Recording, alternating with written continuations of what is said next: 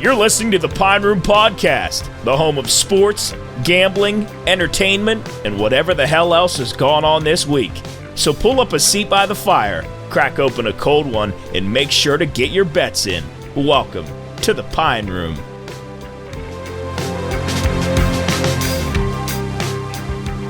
All right, everybody, hello and welcome back to the Pine Room, episode 16. We made it past 15, 4 more to go till 20, but we are here in the Pine Room. We're a little short-staffed today. Some guys are up at the Pirate game today, so they're hoping to not get rained out there.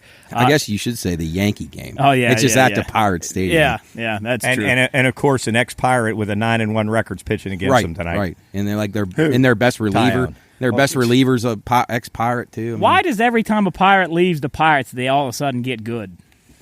Well, something in the water up there. And they develop players better, probably. Well, and they're surrounded by better players, so they get... And they get paid a lot more, too. They get better pitches thrown at them because they're not the best hitter on the team now. They're like the 4th or 5th best hitter, so they don't get, the best pitches from the... That's a valid point, though. Yeah, absolutely. Sorry to interrupt you, Joe. No, we're all good. But, a couple updates here. I guess the one big update we have here, we got our store up and running.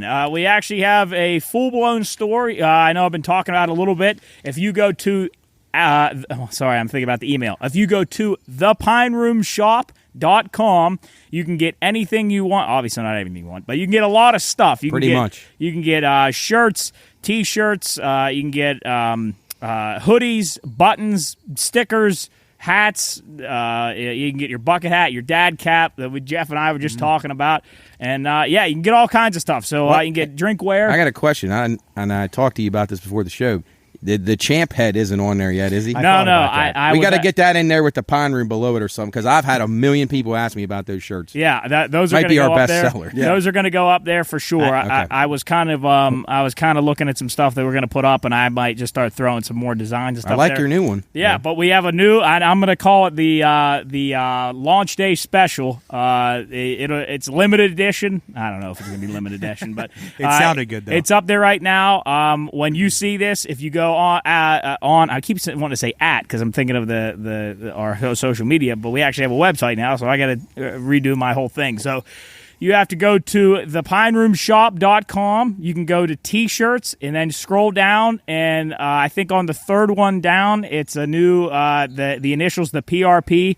Initials T-shirt. It's a new special, so go get that. You did a really nice job. Yeah, it's really good. Thanks. Yeah, it's good stuff. But I think before we put the champ's head, we have to have him on so that people can. That's true. Compare. I was going to bring him today. Yeah, I was going to bring him today, but he wasn't in a very good mood. He's still hung over from Sunday. You guys got him all fucked up, I guess. Now, Job, have you talked to George about a name, image, and likeness deal with those shirts? He wants an NIL. That's probably going to be the top seller. He wants a pack of cigarettes and 3 beers a week, right? For the rest of his life. Can of oysters. Bus token. Bus pass. Yeah. Oh, I'm surprised. I think his NIL deal would be about $20 value. Oh, legit. Well, thank God he's still with us, if you want to know the truth, because at the party on Sunday, there was some M80s flying around. And shout out to Scotty Lockerty. He's been asking for a shout out, and we finally give you a shout out. Thanks for listening, Scotty. Top-ranked bartender in the country. Literally. But the moral of the story is there was an M80, and it was kind of dropped by George, and I swear to God, I thought we were going to be doing CPR on George, to be very honest. Was it lit? He was startled. Like, so what he did. What's he doing handling one of those? Yeah, what in God's name? He's got a steady hand. Well, first and foremost, I had like 5 M80s, and then I think it was like a quarter stick of dynamite, because it was like it was definitely, yes. That's what Ace said. Ace said it was a monster. It was unbelievable. Did you ever light them off? Well, I didn't do shit because I want to come back with my hands, but Scotty did. Thank you, Scotty. But he was like a kid in a candy store. But listen, Champ had one of those in his hand? No. What Scotty did is Champ was sitting there, and all of a sudden Scotty did kind of one of these and just kind of threw it down. Oh, and I thought Champ said he got hit with shrapnel. And George, I'll be honest with you, I don't think he was pissed, but he was just kind of bummed and shaken up, and he thought Scotty threw it at him. Yeah, and I'm like, no, he just dropped it. But yeah. Oh no! Even though those things go off and like 20 feet away from you, they feel like they're right next to you. 100%. There's 2 things that Champ shouldn't have in his hand: a hot cup of coffee without a lid, or an M80. I'd probably add a gun to that. Yeah, he's ruined several shirts with a coffee cup. The gun I feel safer with than the coffee. No, but Matt, they're not ruined until he stops wearing them or loses them because he still wears them with all one the you guys stains. got him Flair and Macho Man from like the 90s. 92. That was Markgate. It was WrestleMania. Yeah, he spilled coffee all over in the front of it on the way up to the Pine Room one Saturday morning. Stains add character. Yeah. Hey, Mark, you know He's about got a those lot of shakes you character. talked about? You know those shakes you talked about? Oh, yeah. That's a 24/7 Permanent. thing. Oh, yeah. That's a permanent Oh, shake. yeah. Yes. Yeah. So anyway. But he had fun. He actually, for those of you that were there, I think some people that listened, they were over at the party. He sang the national anthem, did a very good rendition. It was actually the first time I've heard him sing without a backing track, so he did actually a really good job. He gets the crowd involved. He does, and you're a big fan of he does a visualization of the flag waving. He does Right, and then Into the bombs bursting up in the air. Up in the air. Yeah, he adds a couple extra words. But Yes. Shout out to Patty Cooley and Rodney for, Yes. for an Unbelievable. awesome Great party. That was a blast. Jim Bursey was there playing. If anybody out there hasn't heard Jim Bursey, he is fantastic. You got to go hear him. Check out his schedule on Facebook.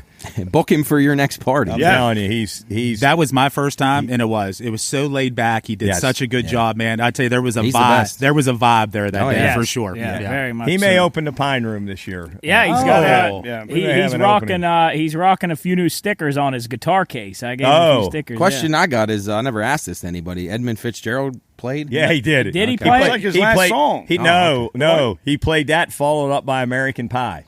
Oh, Well, that's Two longest songs, maybe in Jeez. In the you know, history in of- How could you history. possibly remember that? Because It's the only thing he remembers. yeah, I don't remember much other than that. But I had a great time. That was fantastic. Thanks again to the Coolies for Yes. just an Great awesome stuff. party. Yeah, and that was then awesome. then yesterday, the across the street, another huge party. The fireworks kept me up. We actually got to watch them, and that was pretty cool. It was cool. Fireworks are great. Well, you know what I'm going to say? I think, and I know I'm kind of selfish because I live here, but Clearview is a cool-ass little town Yes, when it it is. comes to the 4th of July. Yes, it is. Like, when I first moved up here, we moved up here in, like, March or April. So our first 4th of July, it was just the two of us. All of a sudden, it was like when Tommy Wickham and all those guys had their original Oh, yeah, party yeah, down there. yeah. And all of a sudden, like, all these fireworks, I'm like, well, this is kind of cool. Then, unfortunately, I think some people started bitching about the party Yeah. and Oh, this yeah. and that. Oh, Imagine yeah. that. And then, thank God, nobody's bitching about this because we You can't bitch about the 4th of July. I mean, come on. people are dicks. Yeah, like I mean, you know People what? are Even if dicks. it keeps you up, like I was up all night last night, kept waking me up. I don't care. Well, I mean, yeah, I'm willing to make take sacrifice, an right? exemption, Yes. a pass last night But for a good reason. It would be different if it was like a February, like a weekday in a February, just Right. lighting them off in the middle of Yeah, the. at least it wasn't bullets and gunfire. Yeah, I think Nice 4th of- segue. Right. If you live here, you sign up the deal. No with bullets that and for- gunfire in Right. Clearview. No. Let's keep it there. We have Yes. we have a lot of police up here. We do. There's several sheriffs. Mm-hmm. There's several city policemen, and then I think we have a state trooper Yes, or two. we do. Yeah, so Yeah. that always makes you feel good in a neighborhood when you have without those a doubt. guys. And we have some killer dogs here too. Yeah, Yeah. it's violence. You're two. Well, we got the Dachshund Mafia across the street. Did little all fucking the wiener dogs biters. handle the fireworks all right or not not? Evie. No, not Evie. Mine was hiding underneath the E- bed. Evie yeah, was a they're mess. not fans. Who was worse, Evie or Maggie? Because I remember Maggie was bad back in the day. Evie's bad. Evie's bad. Evie's She really gets bad. the shakes like Wow. champ. And Toby handled. Last night I mean, Chris he wasn't was a little home. bit nervous last night, just like whining a little bit. But I've never seen your dogs like at their worst. I do remember Maggie always going in Maggie that was- closet. Yeah, she was really Maggie bad. did. I remember that. But Paula said her dogs is they got 3 and only one of them gets upset. But Really? I guess just dogs are all different. Yeah. It's like the dogs in the water too. You Yeah. see those dogs that are petrified of water. Oh, Other dogs man. will jump yeah. right into them. Evie, she hates Petrified? water. Oh, That's- hates that's it. funny. Hates Mm-hmm. it. Yeah, but I guess that was the only good thing about Marley being deaf. Didn't affect him that one helps. bit. Yeah, That that helps a definitely lot. helps. Yep. Hey, Chris. Speaking of Toby, I went on a walk, big 6-miler yesterday. I went down on the path, and I saw, I'd say probably over 5 groundhogs. Toby could have a massive kill count if he went down. If you go up to the dam, you go the other way. Well, Passed it. most of the ones that he's claimed Or wheeling. were down. Yeah, they weren't. It wasn't up north. It was down like by where I live. They were wheeling groundhogs. There's a lot of them hanging not, out. Well, we're- not Brooke County groundhogs. Yeah, down there behind like that little casino down there. What is that? Lily's, and all yeah. that. Yeah, because I don't like I mean, he's retired from that now. I don't let him do that. But I didn't. I never really wanted anyone to see it happen. In case he had what was his record, or what was his? He's 20-0-1. The cat was the one. No, it was a big groundhog, and he cut Toby's neck a little bit. But didn't the cat scratch him one time? No, that cat. I don't know who it was, whose cat it was. It gave him a left part of the face. Yeah. I don't know. But being facetious, or you're truly 20 kills. Yeah. Wow. Yeah. That was impressive. Yeah. We used to get the videos. Yeah, I know some videos too, but It's fun. Chris actually, but that's just. I mean, coax him. No. My garden hasn't been the same since he stopped killing them. I need him back out there.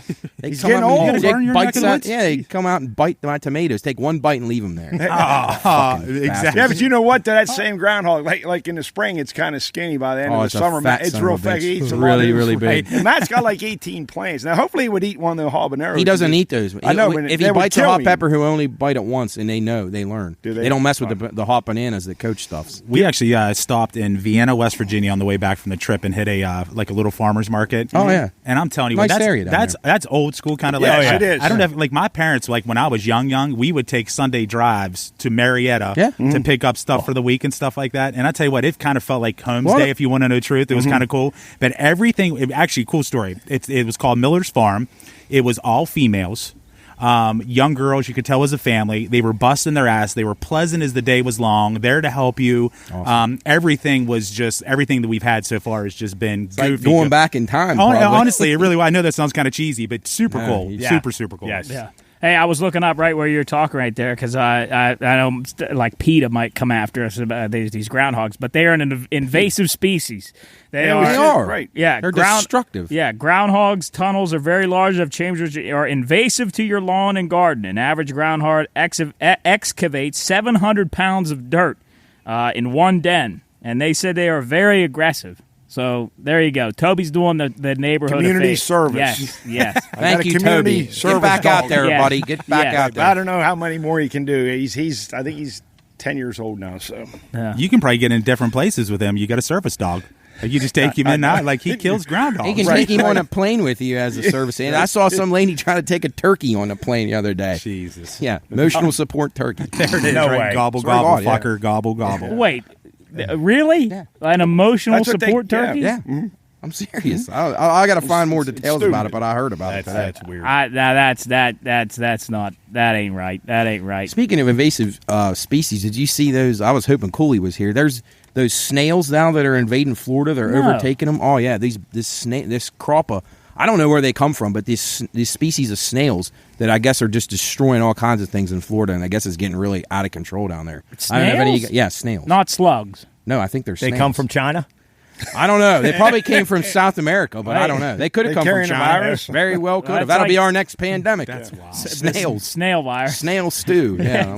I had snail in Antigua. I had it was French yeah. night. I had, Escargot. Escargot. that's it. Yeah. That was Here it all is. right. Invasive giant snail sighting force. South Florida counties are going into quarantine over this. Oh, boy. Really? It is our next pandemic. Yeah. Jesus. Wait, they're going into quarantine? Yeah. I don't know what that Are means. they but bringing We'll read disease? up on that and talk about it Yeah, later. yeah. so. We'll bring it up I don't later. waste We got time now. monkeypox. We got the snails Yeah, invasion. snails. We got Yeah. groundhogs Jesus. that are invasive species eating my tomatoes. Jeez Louise, this world's going down the shitter quick. Yes. Yeah. Snails. We used to have somebody I knew. I think the neighbors used to have slugs. Slugs they would get. Slugs are a mollusk, by the way. That's Yes. a fun They're fact. gross. Good but eating. Slugs? I was going to say. I don't know. I think you used to put Those are salt on them and they. disturbing. Yes. Oh, they shrivel up. yeah. Or no, they explode. Yeah. There was a question that I heard on a podcast. What would be your first plan of action? This is really dumb. If were in your kitchen, all of a sudden you were turned into a slug, how would you alert your significant other that you are the slug? Oh wow. Like you're letting him know that You have to let them know, hey, I'm this slug. How are you going to do it? Because like her husband, she thinks May went outside. Yes, Hey, but he turned into a slug. Do they when they crawl? Do they leave a little A slime? slug on- trail, yeah. Like put like it's me. Oh. On a slug Yeah. trail. Oh, sludge. It's me. Very creative right there, Yeah. Marcus. I like Some that. guy, the guy that was on the podcast, he said he would just throw himself into the salt thing because it wouldn't be worth the time. Well, no. If you're going to remain a slug for the rest of your life, who the hell would want to be a slug. I'm just a slug. Just call you a slug. Jeez. Yeah, but once she Slug reads going that, down to the club. it says it's me, then she might just step on it. Yeah. Finally, thank God. He's gone. Fucker's gone. That's not murder. Yeah. Hey, speaking of escargot, because I meant to ask you this a while back, because you eat a lot of stuff, and you were saying I like exotic because we had octopus, and we were telling it was horrible, Right. and you said you'd like to try it. I mean, I have tried. I know that the way you guys had it prepared raw like that, it's going to taste like rubber. I mean, Yeah. there's no way around it. What's the weirdest thing you ever eaten? Give me a couple minutes. Okay, I'll think of it later. I'll give it to you. Honestly, I've eaten a lot of weird things, so I don't. Nothing though that's so extreme that. Yeah, I'd be in that same boat. Like, I've tried some things, but I don't think there would be anything that you'd be like, oh, wow, that's crazy. Yeah, like I haven't eaten like calf brains or anything like that. Yeah. Anybody eat frog legs? I've tried those before. Not that good. People though. say they taste like a little chicken. It's like chicken, but it's like greasier. And I they're feel all like, like- and a little bit stringier. and they're all like bones. Yeah, and they're stuff. not. It's all. There's a lot of bone. It's not a lot of meat on it. It's like a little chicken wing kind of. You said you don't like the eggs straight from Caviar the, is disgusting. I know that's like weird. It's fucking. You know what? The other thing is, like, and I'll be the first one. I'm a weirdo, but like, even like if I had to raise my own cattle and kill it and then eat it, You'd struggle. I'd be 120 pounds. That might be a great diet for me, to be honest with you. I'd have trouble slaughtering animals that I had named. Right, honestly. But there's plenty of people that are able to do it. I mean, I know. and anybody Yeah. that does it, they tell you. I mean, that meat is way better. Hey, thank God somebody does it, or we wouldn't eat. Yeah. We So, wouldn't right, eat. You're true. right. Yeah, but I did know that I can just go to Kroger's and I can get that quote unquote out of my mind. I'm good. Right. Hey, bad news for our neck of the woods. I think all the chickens next door they got nixed. No, that's a rumor. It was a rumor. Yeah, it's a rumor. Clearview rumor. They told us yesterday that Misinformation. they didn't get They didn't get them. They didn't get eaten. No. What was after? Well, Well, I don't know yesterday if it's there a was a rumor coyote. going around that a coyote or a fox got a hold of the Oh, chickens shit. down there, and it was funny because the night that before that I heard that rumor, I was up in the screening porch, which is open for people who can't see it. It's open and you can hear everything and see everything in the backyard. I was hearing like yips and like weird noises down by the chicken coop, and then I hear that they're all dead. So I Have assume you guys they're all seen dead. foxes around here? I saw Ace sent a picture of a fox the other day Well, where was it at? Here? up at West Lib. Oh, okay. I mean, I see them in Ocean City far more than I've ever seen any here. I've never seen a fox, and actually, I've never seen a coyote. What about a bear? we had I a heard den. people say bears. Oh, you had up a here, fox too. We had a den? den. Did you? Mhm. A red fox? Was that the one with the long tails? Yeah. There's two. Yeah. I think, yes. And that like a shinier reddish coat, used to brownish come out. red. Yeah. It was like 2 years They're pretty ago. passive, though. From what I've seen. They don't want to be around us Yeah. for sure. No. Yeah, they kind of go about their business. I think a Plus, majority Plus, they try to of them- eat those Canadian geese, which I really am a fan of. Yes. But but with these chickens, they're not like cooped or caged up. They just Free range. They were like they're Yeah. neighborhood chickens. Like we'll look out and they'll be Yeah, here you in the pet 'em. backyard. Hold on though. This is great. So our neighbor across the street. So the chickens was coming over to my house. Yeah. Oh, those chickens were crossing the street. Yeah, they crossed the road. I didn't know they I had crossed to the road. stop. But listen to this. This is the great. This is so cool. So my dogs were going batshit crazy one day, and I go out and there are my French doors, and there's a chicken out there. So I'm going to myself. I'm like, there's probably not going to be people real happy about this. The next day on Facebook, that chicken must have gotten their front, their little patio area, and ate their plant and laid a freaking egg in there. Wow. Isn't that crazy? Hey, well, it Isn't was that not like, crazy? It was like bartering. He took plants and Took laid it, an and egg. then he laid an He egg. crossed the road Oh to my barter. God. Yeah, it's crazy. I didn't know that. Uh-huh. Yeah, I a couple thought weeks they ago. only laid their eggs in certain places, like in their. Maybe It was just an act of giving. What a place. Yeah. What a place Clearview is. I'm you find telling out you, something right? new every Chickens week even about that. deliver the Chickens, eggs to you. coyotes, fireworks, foxes. You can hear the coyotes big time when they at sometimes. night if the That's siren creepy. goes off. And everybody heard the siren last episode because it went off in the middle of the recording. But they go They nuts howl at it, right? Oh, they Yeah, go nuts. I kind of remember that. Yeah. Sometimes I'll stand out here and I'll go ooh. And then Yeah. they'll Did you call say it's back. kind of eerie? How at the Oh, river. yeah. It is eerie, isn't Oh, it? they're creepy. Yeah, no doubt That about is it. a weird sound. Well, you said you were walking Evie down there, and they it scared me. Are the coyotes pack animals too? yes. Oh, absolutely. Are they Very as much so. as Yes. wolves? Would Yes. they go Okay, over- because I remember They when I went go to Yellowstone, I remember seeing coyotes, and they maybe ran in like packs of maybe 2 or 3, but those wolves would be, you see those far away, Oh. packs of wolves, Yeah. like several wolves. She just read something Scared the me. other day on this. It was actually cool, and I'll have to bring it for the next time. The way that they travel, They travel not only in packs, but there's obviously big herds of them. Yeah. They put the oldest ones in front, right, and then they have a middle pack that I think is like the true aggressors that are watching after the older, and then the leader is the last one because they don't let anybody behind. That's you Isn't that kind of cool? Wolves or coyotes? Wolves. Yeah. Okay. Yep. Yeah, Okay. Hey, you ever see the movie The Gray with Liam Neeson? Yeah, good that's movie. creepy. He's in his plane goes down and they're running from these wolves the whole time. And spoiler alert, I don't know if are you gonna watch it? I'm not a movie guy. Spoiler alert for The Gray. He's running from these wolves the whole time, and his guys are getting picked off and eaten, and they get killed and slaughtered by these wolves. And he's running for days, and he thinks he's going away from the den. And the very last 5 minutes. There might be somebody watching this. I said spoiler getting alert. ready to watch the movie. It's been out for like 10 years. Right. Yeah. If you haven't watched it now, sorry.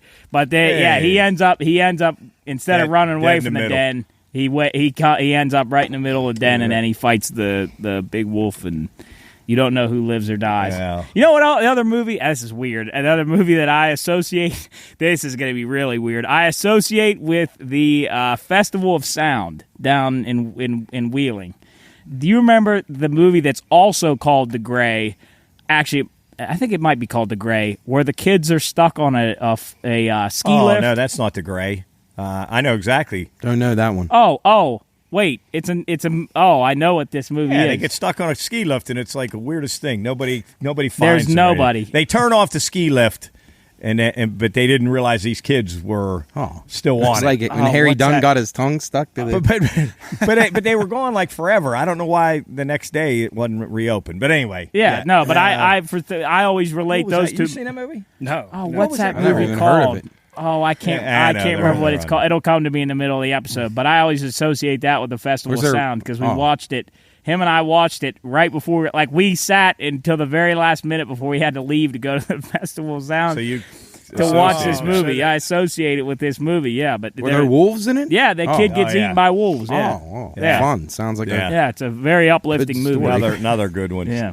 Well, Mark, would those coyotes, if you're walking with Evie, would they go? No, they're not. They don't want to come near civilization. Oh, they don't? Okay. Yeah, they're not. They won't probably get aggressive, Coach. Yeah, they're not unless aggressive. you go at them. Well, something I read was especially something like Evie, they would go after Evie.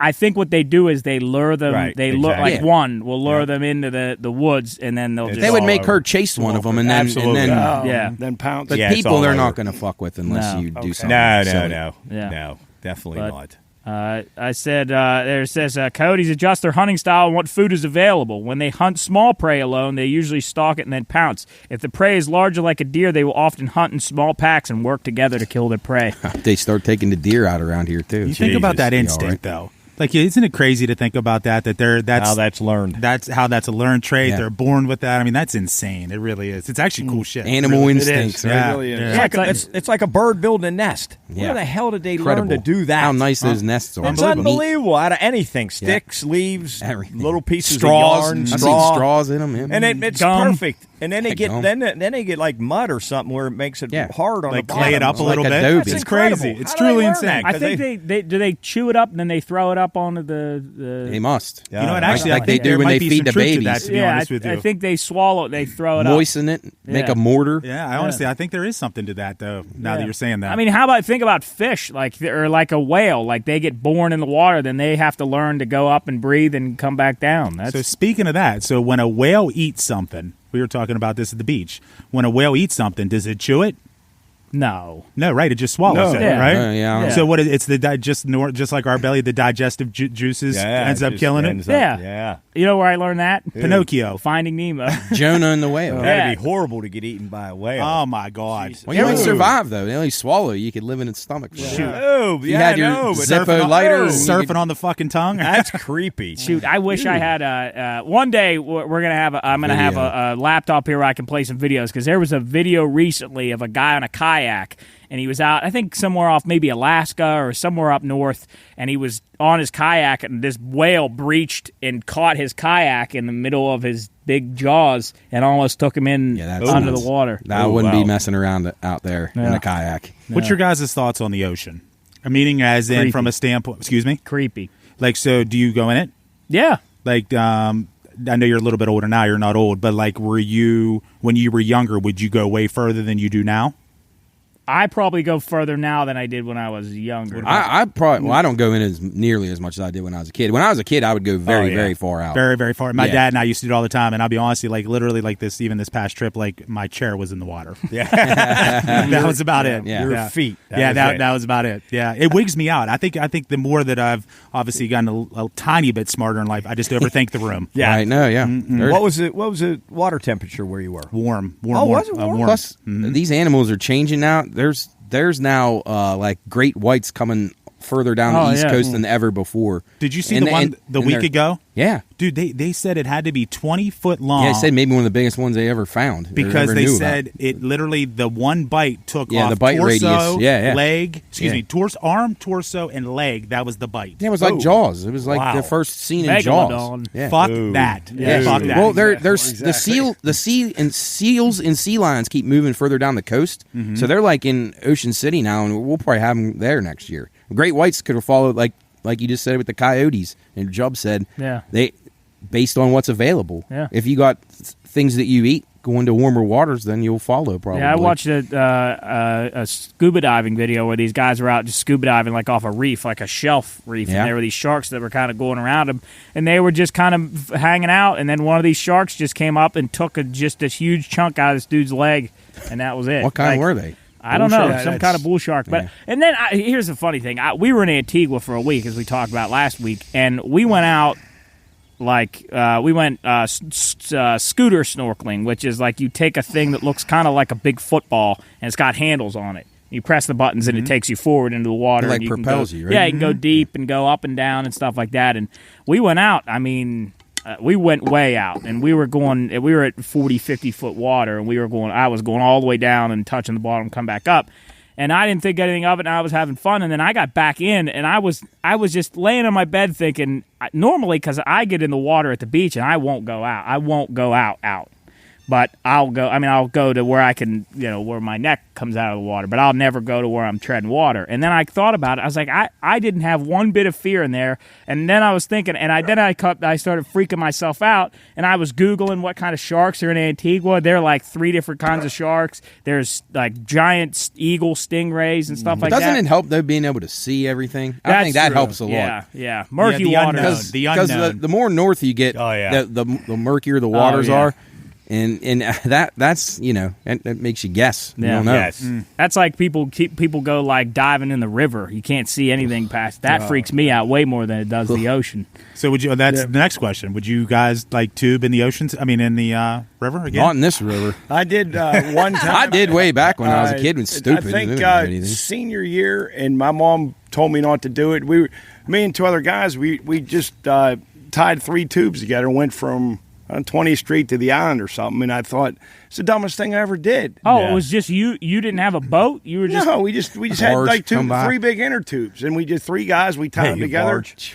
And you get a barge coming. Yeah, out here I wouldn't fuck with it for many reasons. When you're 18, I was the smartest guy in the world. Mom, nothing's going to happen, and fortunately nothing did. But I hate the river. I don't like it. It's dirty, but I just don't like water. Being in that water at all. I think we've talked about this before, how scary water is in general. Just like how, can be terrifying. When it's rushing in a flood, it keeps you alive, but it can kill you in a heartbeat. Yep. That's legit, too. That's a great analogy if you think about that. Yeah. Honestly, it can keep you alive, but that's a good point. Yeah. Hey, I came up with a cool thing. Honestly, I like that. That's very well. I don't say a lot of smart shit, but you do. Yeah. But we went tubing on Big Wheeling Creek, and that's a whole nother story for another time. But 2 days before, this is going to get a little dark, there was a kid who got swept away in the water and he got killed. Actually, I remember that. Yeah. Yes, and it was a couple about 5 years ago, maybe, give or take. And we went tubing 2 days later. That was out in Elm Grove. Yeah, and we went tubing, and I just so happened to hop off my tube right where he got swept away. And the whole way, you're thinking you can get out, and it doesn't even come past your knees. Mm-hmm. And I was going, and I got out thinking I'm going to hit my feet, and I went all the way down. I didn't even touch the bottom, and I had to swim back up to the top. And I thought, anybody that's stupid enough to just get in here thinking they're going to have a fun time, you're done. You're done. If you have no idea how to swim, you're smoked. You're done. That actually leads to my next thing. Would you guys find it? And I'm not knocking people; they can't. but it would feel very weird for me not to be able to swim. I was just going to say that. And I know people that can't. I don't know my why. My in-laws can't swim. I can't figure it out. Can't swim. Like, I don't understand how you can't. But I don't know. My dad threw me in there when I was like an infant. But I think it's fear. I think they're like, I'll just speak on their behalf. Panic, you think sets in? Yes, I think that's what it is. But I agree. But almost doesn't make sense to me. Flailing around, like you feel like you would stay up, but I don't know. And you think about, I mean, like we were just talking about, an animal who's never learned how to swim, they know how to do it. So you would think we have that in us, like we could just get Jeff thrown might be into right. the water. The fear might just overtake. Yeah. Well, if you think about it, we're born. I mean, technically, we're swimming. Yeah. At the end of the day, I mean, that's the most natural thing at the end of the day. Yeah. Kind of. Wouldn't you know if you were sinking, figure out a way to stay on top of the water? I bet you swimming. You can just float, can't you? Gosh. Or just flap your arms. Or just I can't wrap my head around it, though. I can't. Me either. I'd like to actually, if you could do it, make you feel like that for a second just to see what they feel. If anybody out there can't swim and you listen to the podcast, send us an email or talk to us.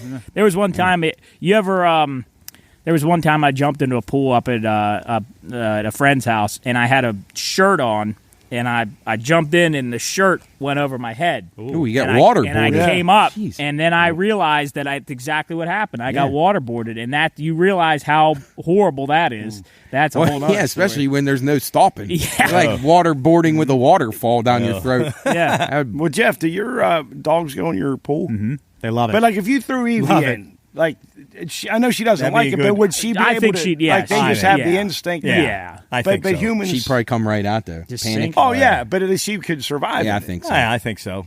What about Toby? He's never been. Isn't exposed. doggy paddle? Isn't that for a Toby, reason? yeah. Like doggy paddle's literally the only thing their body can do. Yeah, I mean, he's not going to start doing a backstroke. Yeah, like I don't think he's just going to sit there and sink. Right? Maybe I don't know though. Have you guys ever seen the training for Navy SEAls? What some of the shit they have to do in the water and Terrifying. stuff like that. I tell you, I consider myself a very, very, very good swimmer. Me too. I would be fucking terrified to do that shit. Mm-hmm. When you're getting trapped down there, I don't know. I guess, but they train their bodies though. I see they start them in like a pool where you can touch the ground, and then they just gradually make it more difficult in the blindfolding stuff and not being able to see. Is that ever that one thing where they strap them in like a cockpit of a plane, and then they drop the plane in the water, and they have to try to get out of I'm sure they do something like that. But I've never seen. I think I've seen like in movies and stuff. But like Tom Cruise had to do that for Top Gun. Okay. Yeah. But some of the shit guys. they do. Speaking of Navy SEAls, shout out to our military on the 4th of July weekend. Yes, definitely. Absolutely. We don't say thank you enough to everybody who made our country what it is today. And yes, Jeff and I were talking before very lucky. The show about we don't say it enough. Yep. And you know, a lot of we'll get discouraged and say, oh, the country's a mess and things suck but is there any other place that you guys would want to live? No. I mean, really? No. We unfortunately, and I think we all become complacent. We get so caught up in our day to day that we truly just take it for granted. I think we're in such an entitled society nowadays that it's just expected that we live in the United States and somebody takes care of us. Right. I just think at the end of the day, it's a sad, sad place that even though we're all having fun over the weekend and this and that, and I'll be the first one to admit, sometimes I don't even think what the hell I'm really here for. I'm here to drink and eat, and that's it, right? I mean, when we were in Antigua, and Antigua's a very I'm going to sound like an ass here, and I don't want to sound. You get as in context to what we're talking about. There were guys that we had gotten to know that were like our taxi driver or just somebody that would work there, and I know for a fact that one of them talked about how he'd been to the U.S. and it blew his mind, because if you go down to Antigua, and sure the resort was beautiful and they probably take in hundreds of thousands of dollars, but outside of that, I mean, the general people. You look at our neighborhood, and then you look at a town in Antigua and a place like that, and it's just not even close. And it's not their fault, but it's just And I told them we're lucky to have what we have. I mean, they have no AC. Like some houses don't have AC, which I take. I mean, I would go without food. I would go without food before I would go without AC. 100%. I wouldn't be able to sleep without air conditioning. Actually, to even piggyback on that, where we went for our resort, there was imagine this, they can't get people to work, but the fact of the matter is they bring in Jamaicans. Yeah. And it's crazy because, first and foremost, they're extremely appreciative to have a job, and they're getting paid way more money. than they would back in Jamaica. And also, what they do is they come over kind of on assignment. They work for 6 months, and then they go back home. Well, Chris, I don't know if you realize this. All the waiters at McCormick's wedding. Oh yeah, somebody told me you knew they were from where? I think Honduras. Honduras. There were like Is it Honduras? 20 of them. And they probably never want to go back there. They might have been more than that. I mean, That's and they a all looked scary alike. place. Not quite all alike, but they all looked alike. They were black guys from Honduras, very black. Very, very strict, very well-mannered. Oh, they were tremendous. They were unbelievable. Yeah, they were really good. Polite as could be. And Really I good talked to service. one of them. He said, yeah, we come over here like for 4 months on like an assignment. Ogilvy puts them up, pays them.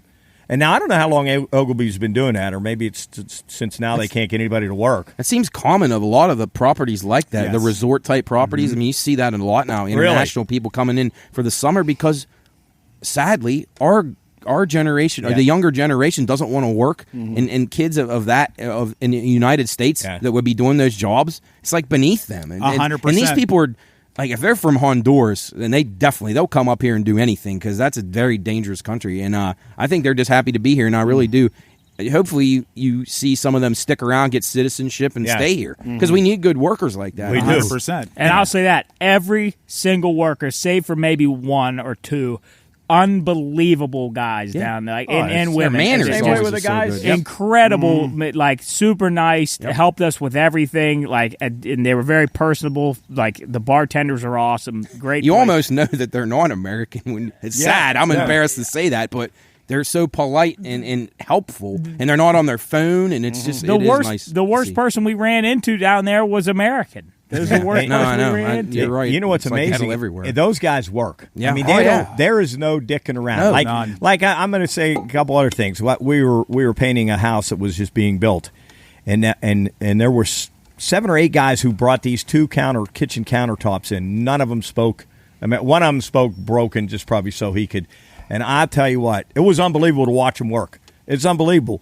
And other thing, you ever watch the guys from the Plaga's place? Amazing. Get out of a truck. I miss them. They used to cut the grass down in our neighborhood. They get out of a truck. It's no joke. The lawnmower's running. They know, and every guy knows his role. It's perfect. And man, they are in and out in record time, and they work, and I'm sure they don't get paid, great money. They just glad to, like you said, Matt, to be getting a paycheck and and enough probably to drink just some cash beer and compared to the American guys that cut our grass now, they're not unbelievable. necessarily our grass, but the people that rent down there, and they're very disorganized, and they sit there lazy in their truck all day, just waste time. And Mark, I think last week, you brought it up about people maintaining their house. Yeah. In their yard. We're talking about that today. Well, but I noticed something in my neighborhood, a few houses down the street, and I don't get this either. Like, how do you miss not taking care of the weeds that grow out and where the sidewalk and the street meet? And you got, I mean, they're like, maybe they don't go outside. You could go. But I mean, down a it's whole like list. I guess I'll just go do it. Like, it's just so ugly. Like, and it doesn't take much effort. No, but the problem is nobody has pride in what they have. Exactly. So the fact of the matter, a great example was Warwood. Downtown Warwood. Horrible. Like the fact of the matter, back in the day, we all came from the same cloth. There was nobody rich in Warwood. We were all middle class. We all had the same kind of like upbringing and this and that. But everybody, it didn't make a difference if you lived in a 500 square foot house or a 2,500 square foot house. Everybody took pride. Everybody cared about. I was taking care of my shit because you were taking care of your shit. Yes. Yep. Yes. But it's gone. It's gone. Totally gone. We don't have that, thank God, up here. Like Yes. people do truly take care of their stuff. Well, you guys are that's okay. Well, for the most part, I would say, what do you think? 90%? yes. Yeah. I'd say probably as 95%. community. I would say as community averages go, we're way in the upper echelon of people keeping their places neat. Like I remember. Like Wheeling Island used to be unbelievable when they had the beautiful homes. Well, there's still beautiful homes on the river, and they were pristine. Now you go over, there paint peeling off of them, just the weeds growing. I mean, Elm Grove used to be nice. Guys tell me now that's a shithole. Yes. Warwood used to be the cat's ass. I mean, I just took a drive through, and I think I talked about this one other time. I just drove around my neighborhood and around Hess and Vance and all those. I couldn't believe it. I literally, it's amazing. And you don't have to keep it like Augusta, like the Masters, but you cut your grass, you run a weed eater, you trim your bushes, and your place looks 100% better. Can you guys imagine how bad the insides of some of these houses? Oh, that's another thing. Yeah. Thank God we don't have to see that. Oh, but I agree with that, Mark. It's not like you have to. It's like some sort of manicure. It's like somebody that stinks. It doesn't cost any money to take a bath. No. Absolutely. So it's the same concept. You don't have to go out there and just make it presentable, and so the next person doesn't have to look at your stupid shit. Unbelievable. Yes. Well, take that. Clean your house up. Clean your house up, damn it. And thanks to everyone who served and gave us the Yeah, freedom that we had, so these people don't have to cut their that grass. went sideways. And they can do whatever they want. That went and leave their house as shitty looking as they want to because they're in America. Yeah. Damn it. But everybody in the service, thank you for what you do. Yes, thank you so much. Appreciate it. All right. So, last week, as always, second part of the show, we got to recap some of our sports stuff because this technically is a sports, loosely Themed. sports. Yeah, sports-themed podcast. Sports is the great uniter with everybody. You know? Yes, and then Brings there's us all together. a lot of other shit. Alcohol. Yes. Well, yeah, that too. I guess, honestly, you're right, Jeff. The alcohol much more than the sports. Yeah. We could be watching But game shows in Little House on the Prairie. But Chris would actually, like that better. both of those, they also bring us together, and then they also, we kind of get in fights over Tear it, us too. apart. Yeah. Alcohol and Friendly sport. fights. And Fuck off, Mark. I'm always on your son's ass. It's great. He loves it, though. Actually, I thought we were going to have him tonight for the first time because I knew that we were kind of short. Yeah. Unfortunately, Where's he been? He's having some the peeps over the pool. You guys may want to walk the dog and stuff. Okay. All right. Oh, one of those kind of deals. Why, All right. Why don't we take it over there? We should. Yeah. Yeah, and that's why I'm starting to wear my college gear. Hey, how many days, Matt? I think 52 to the next game, to the first game. 52 days. Oh, there it is. Yeah, I'm sorry. It gets about 30. There's a smell in the air. Oh, my God. It's that pig skin smell. Well, I like when you get up in that first cool morning where you kind of got condensation on your windshield and it's starting to feel like fall. And when Some you leaves are falling. long sleeve shirt, yes, sweatshirt. that excites me a lot for the weather reasons. But from a smell side of things, do you guys not agree that there is a smell to fall? Yeah. Like when I tell you, that truly does get me. I feel like a kid in a candy store, man. Get the fucking smell of tossed. chopped up leaves from your mower, and no there's doubt. a little bit of grass still in the air. Yeah. Yes. Yeah. I would miss that. I know you guys talked about moving south and you could go somewhere year round warm and stuff like that. I can say that I want all 4 that. seasons. I do like the seasons. Yeah, it's the best time. Best time. 100%. Yeah, but a big thing here. So this show, of course, is kind of the main, the main thing that we've been putting out, obviously. But in the future, in the near future, speaking of college football, we are planning on branching out a little bit and doing some more stuff underneath the umbrella of the Pine Room Studio. So the first thing that's kind of at the forefront of that branching out is we are going to do a not hosted by myself, but hosted by Matt and Coach here. They're going to be doing a sports betting, sports picks, sports lingo, all sorts of stuff pertaining to sports. A show that has it been named? Now we got a few possible names. All right, we have, but more of a sports betting concentration. We don't get a lot of time to talk about in depth, and we don't want to bore a lot of people who wouldn't be interested in that. But I'm sure some of you are interested in it, and we just want to go a little bit in depth. I happen to work at a sports book, so I have some, inside knowledge. In between Mark and I and Jeff over here, we've been on the end of thousands of bad beats ourselves and seen probably thousands more. So we're pretty experienced in that, and want to talk and get feedback from people and just get a little bit more in depth than we're able to do here on the set. So these three, Jeff, Matt, Coach, they're going to be doing a little bit of sports betting, and we'll have some other people on, and they'll come on and talk sports and stuff like that. That'll be something that we put out alongside this show out on the channel, out on the main channel, and out on all the social media stuff. So eventually when college football starts here, and what do we say? Well, 52 days, I think, was till the first game. 52 days, so around that ballpark. So maybe a little earlier than that, but around that time, we're going to be getting some more stuff out here, especially more branch-off shows from this show. So we got some other stuff cooking, but we'll let that we'll keep that on the chalkboard for right now. But yeah, as far as that goes, look forward to that. We'll keep you updated on social media if we have any progress with that yet. But yeah, you're going to have some more sports stuff coming your way because we don't have enough time to talk about it on this show. And we're probably gonna hit a little bit of high school too, because we know how big high school football is here in the High Valley, which is awesome. Friday nights are really cool around here, and we may we may try to have some coaches on some of the. Chris, you're our high school talent scout. Some of the some of the premier coaches and some some of the guys around the valley. Have them on and talk a little high school football along with just some other fun stuff too. So I think that's going to be really fun. So stay tuned. Jub will keep you updated on that, and once we name it, then we'll run with it. Yeah. And we may put that shirt on on the store. Yeah, and what might happen is the actual store website, which is, again, thepineroomshop.com. Go and get your stuff there. It's up tonight, so that'll be 2 days from when you're watching this. Get your debit card out now. Yeah, so go in and get some stuff. Stuff's we're not going to gouge you, so it's reasonably priced and get some good stuff. But anyway, that website will eventually become kind of the hub for where all of our stuff lives. It'll all be on YouTube and social media and stuff, but that website will be kind of the nest of where everything kind of comes out of. So we'll keep you updated on that too, and we'll hopefully have some good progress that way.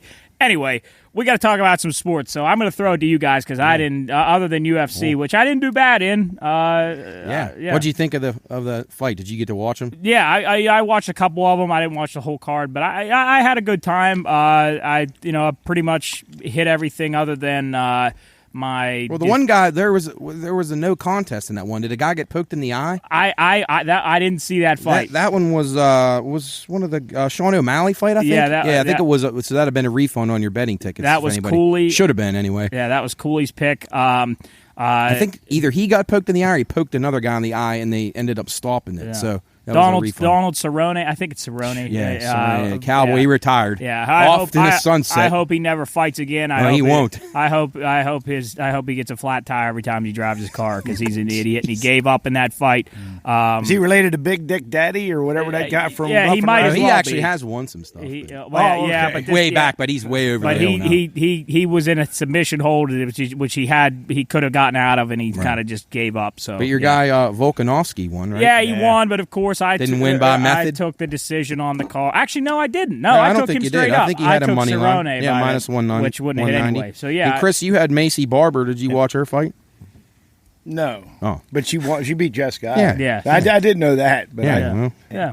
Here on the Pine Room Job, in case anybody doesn't know it, we all give our best picks of the week. Yeah, for the weekend, and they're posted where every Friday. You can find those on our Instagram. Then you get links from any other social media, but we post those mainly on our Instagram. That's at the Pine Room Podcast on Instagram. Go look at our picks. Go put them in because they're fun to put in. Our record actually this week we're 18-8 or 13-8, 13-8-3. But we had a couple of good priced, like I had a 220 plus 220 in tennis, so you actually get a little bit better value than just the straight up 11 to 10 shot. Yeah. So and if you're 13-8-3 in the betting world, as these guys will attest to, oh man, you sign up for that every day. Yeah, that is a wonderful. If you're a game over 500, and because you're going to break about even with the juice. Yep. So. That 13-8-3 is our best yet. I think so. We had one really good week, like the very first week, maybe, but I don't think anybody was even paying attention to it. I think it's going to get a lot more fun when football gets here because some of the sports are a little tough to pick early in the week just because baseball you don't know the odds and the pitching matchups, and I like to bet golf too, and sometimes I can't get that in. You guys are kind of limited because I actually try to step outside the box and get these more exotic things, but the Aussie rules and the Canadian football because. You're right. Doing baseball's hard enough as it is, but if you don't know who's pitching and you don't know lineups who's playing, and you don't know, it can be really hard you can't to gauge it a few days ahead of time. So racing as well, another one you can get a little bit of an idea a few days ahead. But I knew that I know at least a couple people that I talked to on the weekend took some of our picks and actually turned out well. So that's at least good to hear that we're doing some people a favor. 100%. But what about the percentage, Matt? Doesn't it, like any true professional gambler, like everybody thinks that you have to hit 70-80% to make. Like, isn't there? If they are like high 50%, they're happy, right? With money management. So most of the guys who would be, touted pros, there's services that will actually track themselves and be transparent, and then there's actually newsletters that will track all the services, the service plays. So if Jeff Doyle's consensus plays, they'll track you each week, and then Mark Delbrug's, they would track you, and they'll post what you guys were each week. But most people will tell you that if a pro guy who's giving you picks is anything higher than 57%, that he's probably lying to you. Yeah, so they're thinking most guys want to be between 53 and 57, and obviously you're going to have hot weeks and you're going to have down weeks. So it balances out, but at the end of the year you want to be in that, like you say, mid to high 50s, and that's considered a success. So people that are telling you 70, 80%, they're full of shit, and that had to be a very small sample size if they're telling you the truth. Yeah. And those guys truly, like, even from a standpoint, this is where I go wrong in life, but it is money management, right? Like, Absolutely. From a standpoint, like, we like to bet every fucking game. Professional people those guys don't do that. They also, I'll tell you a thing where professionals, and it'd be nice that if you had the time and you had the capital to be able to put in, you can make a lot more money on future betting than you can on daily betting and in play. That's where people. But your old time pros, they're still adjusting to the in play. The old time pros, like they're going to give you a conference winner in football right now. Like, though I heard a guy today making a huge case for Utah, and just they'll find these, and they'll find prices because they vary at these books. So you could find a $2 or $3 better price from one book to another. So they go out there, they scour the books, all areas of the country. Some of these guys will fly from Texas to Nevada and make bets, and then they'll fly up to Colorado for a better number. And so that's how they do it. I mean, it's something that we're not able to do. But, so another thing we'll do on that show is kind of give you some of the insight, talk about the industry, talk about some of those guys who are actually successful and have been around, because there's a lot of guys that sell you shit, and they lie for you. Chris used to get a kick out of those guys, like on Saturday mornings, and the Jim Feist show and stuff. But those guys, one of them guys, it was even a lower more level gimmicky. than Jim But he Feist, just looked like a mafia slime ball, and scream and yell. And Mark I think you had called those different guys a lot of times. But I just, for shits and giggles, one time called the number. They're the nasty motherfuckers. And they are nasty. And I don't know. What actually happened when you actually get somebody on? Is it a live voice? Yeah, a lot of times you'll either call and they get your number off caller ID, and then they get your number, and then they'll call you relentlessly. Right, and I was You'll like, call, after say, 3 times, like they kept calling. I think I called Mark. Like, Mark, they'll harass you. They'll will. strong arm you. They will. Yeah. And if you call and it'll say, call this toll free number. We got a free winner tonight. No commitment on a recorded answering machine. And you worried. call. And then you'll somebody will answer and you say, yeah, I'm calling for that winner, and then they'll be like, okay, we'll call you back in a minute with the winner. That's how they do it. And then they call you, and then they'll, all right, so you got about 5 you can throw on this. We'll do business. Like, hey, I'll give it. Right. If you're not going to do at least 5, I'm not giving you the pick. Like, they'll be and those dicks. guys too. And we would always laugh. Both we talked before about that. The guys, the game of the year, 5-star. I'd love to know how many of those times those guys didn't win that. It's unbelievable. Bet. Matt and I talk they're about not. You guys, know every bit as much about this shit than they do. Well, there's no doubt about it. We've seen as much as any of these guys have. I mean, there's legitimately dudes who've been in this business for a long time and sell picks and are reputable.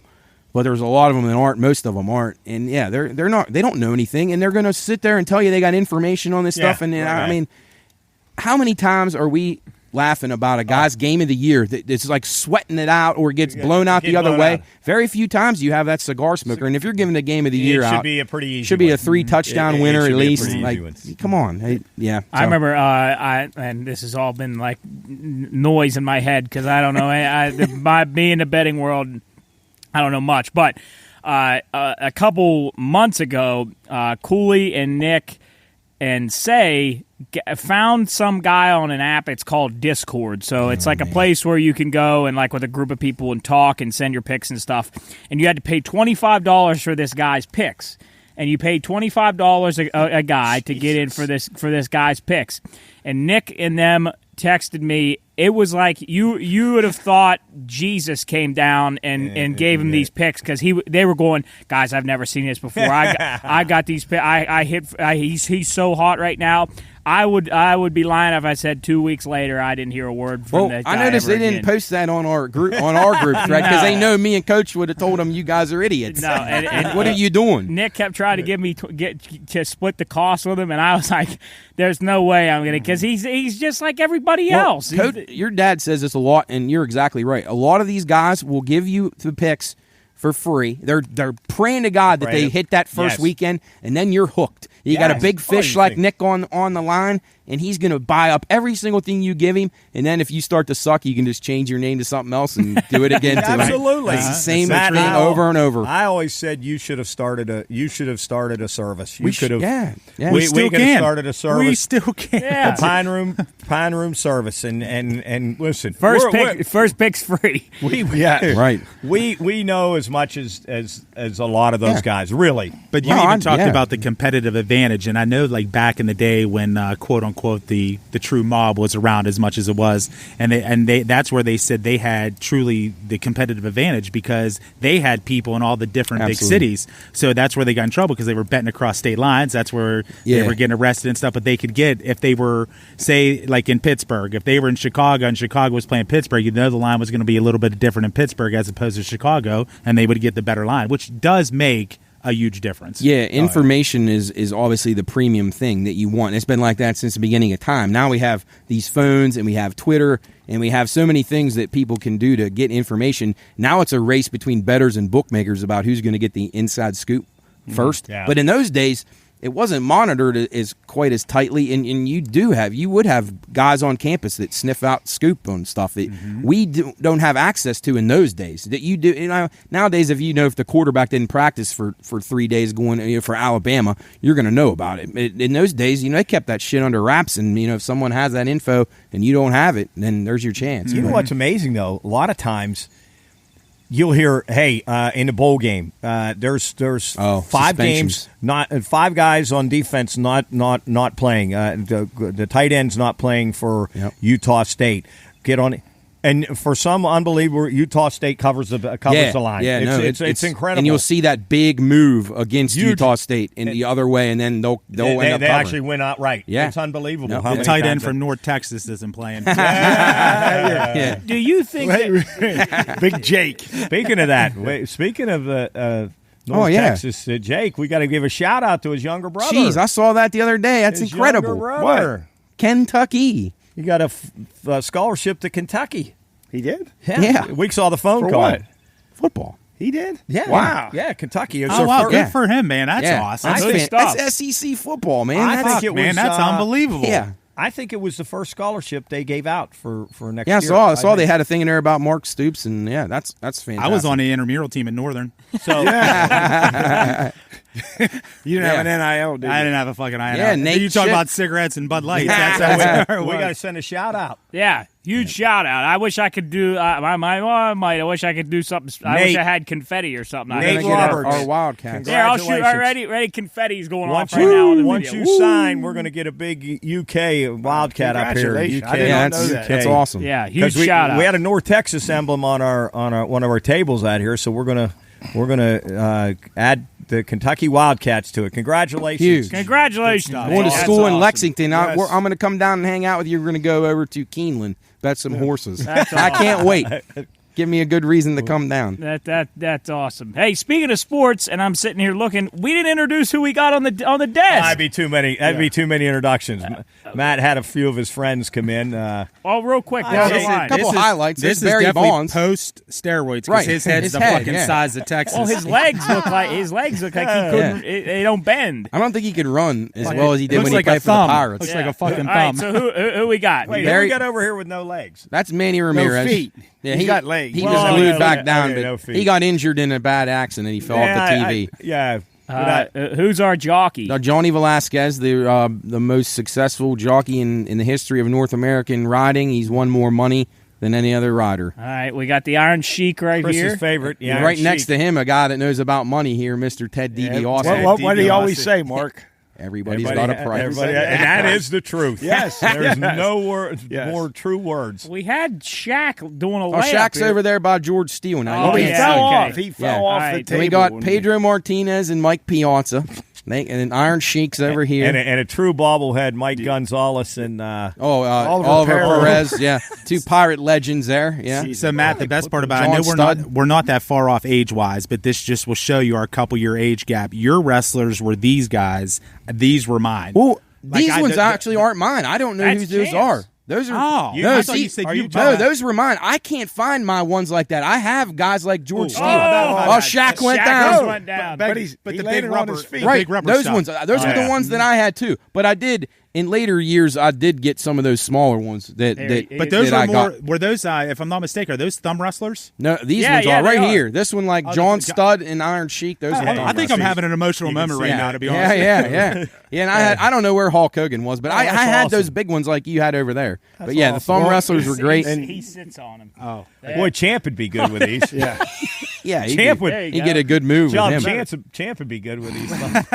And then we got in that And cage as we over got a there. cage, we got Gold Dust, Steve Austin. I think is that Triple H, Chris? Farouk and Ahmed Johnson. Yeah, Farouk. He and Ahmed were in the Nation of Domination. Yeah. And then we got Watu from Star Wars and Gary Payton. That rounds it out. Yeah. Really an interesting. A variety of guys up here. And I got more of those big wrestlers like Jeff had there, that big George Steele, but I can't find like Brutus Beefcake and Coco Beware. Oh my Well, God, we're gonna that's eventually- good shit right there, man. What we're Good eventually shit. going to have to do is build some kind of shelving down here. But I know we don't get any emails or anything. But like, if you have any kind of old figures like this, that like no, we don't want like a G.I. Joe. Yeah. But like anything like some big name that's an old figure that you're not too attached to. We gotta We'd get some love to hockey put it guys on the up here, desk, Chris. and we'll put your name on it and make sure you're on the desk. If you got any cool figures or something like I don't know. Some give me a name. I don't know. Andre the Giant. Yeah. No, we already got him. Oh no, that's a great call. Andre the Giant would be a lot bigger than that. Yeah. Right. Well, speaking of, let's go back to college football a little bit, just to hit it on it real quick because of the huge news out of the college football world, and Jeff now has perked him up a little bit as USC and UCLA Unbelievable. heading to the Big Ten in 2024, and I've seen a lot of tweets out there now about they can't wait to see USC get out of the plane or off the plane in December in Wisconsin. Amazing. When the wind's blowing about 30 miles an hour and the wind chill's 8 below. Well, it's funny you say that because somebody had a meme. There's a new Barbie movie. Yeah. Okay, I know this sounds really fucked up right now. I missed that. Margot Robbie is what's her name, and then with the other dude, they showed the meme was USC getting off the plane and not so much in Wisconsin, and they're fight like the roller skates and fucking like these real flashy things. What about that? They're going to go to potentially Wisconsin, and Iowa, Minnesota, and Rutgers, Minnesota, Penn State. And they bitched about coming to fucking in Notre Dame in November. Cold. Oh, you wait. You wait till they go to Wisconsin. Yeah.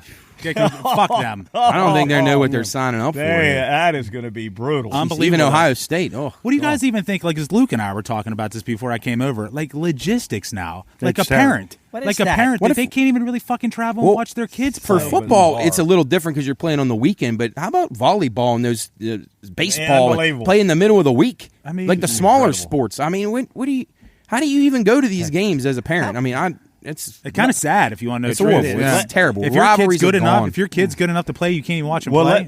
Let's step out of football for a minute and go to baseball. You mentioned it. Yeah. Imagine USC coming to play Wisconsin and oh my God. And now, you know how the spring is early spring around here or in the Midwest. Yeah, you make that trip up there and you got to go play like you said, Minnesota, Wisconsin, and Illinois. It was 22-degree wind chill. There should be an asterisk. There should be an asterisk by spring. I can't wait till they bring So my question is, do you think it will hurt their recruiting?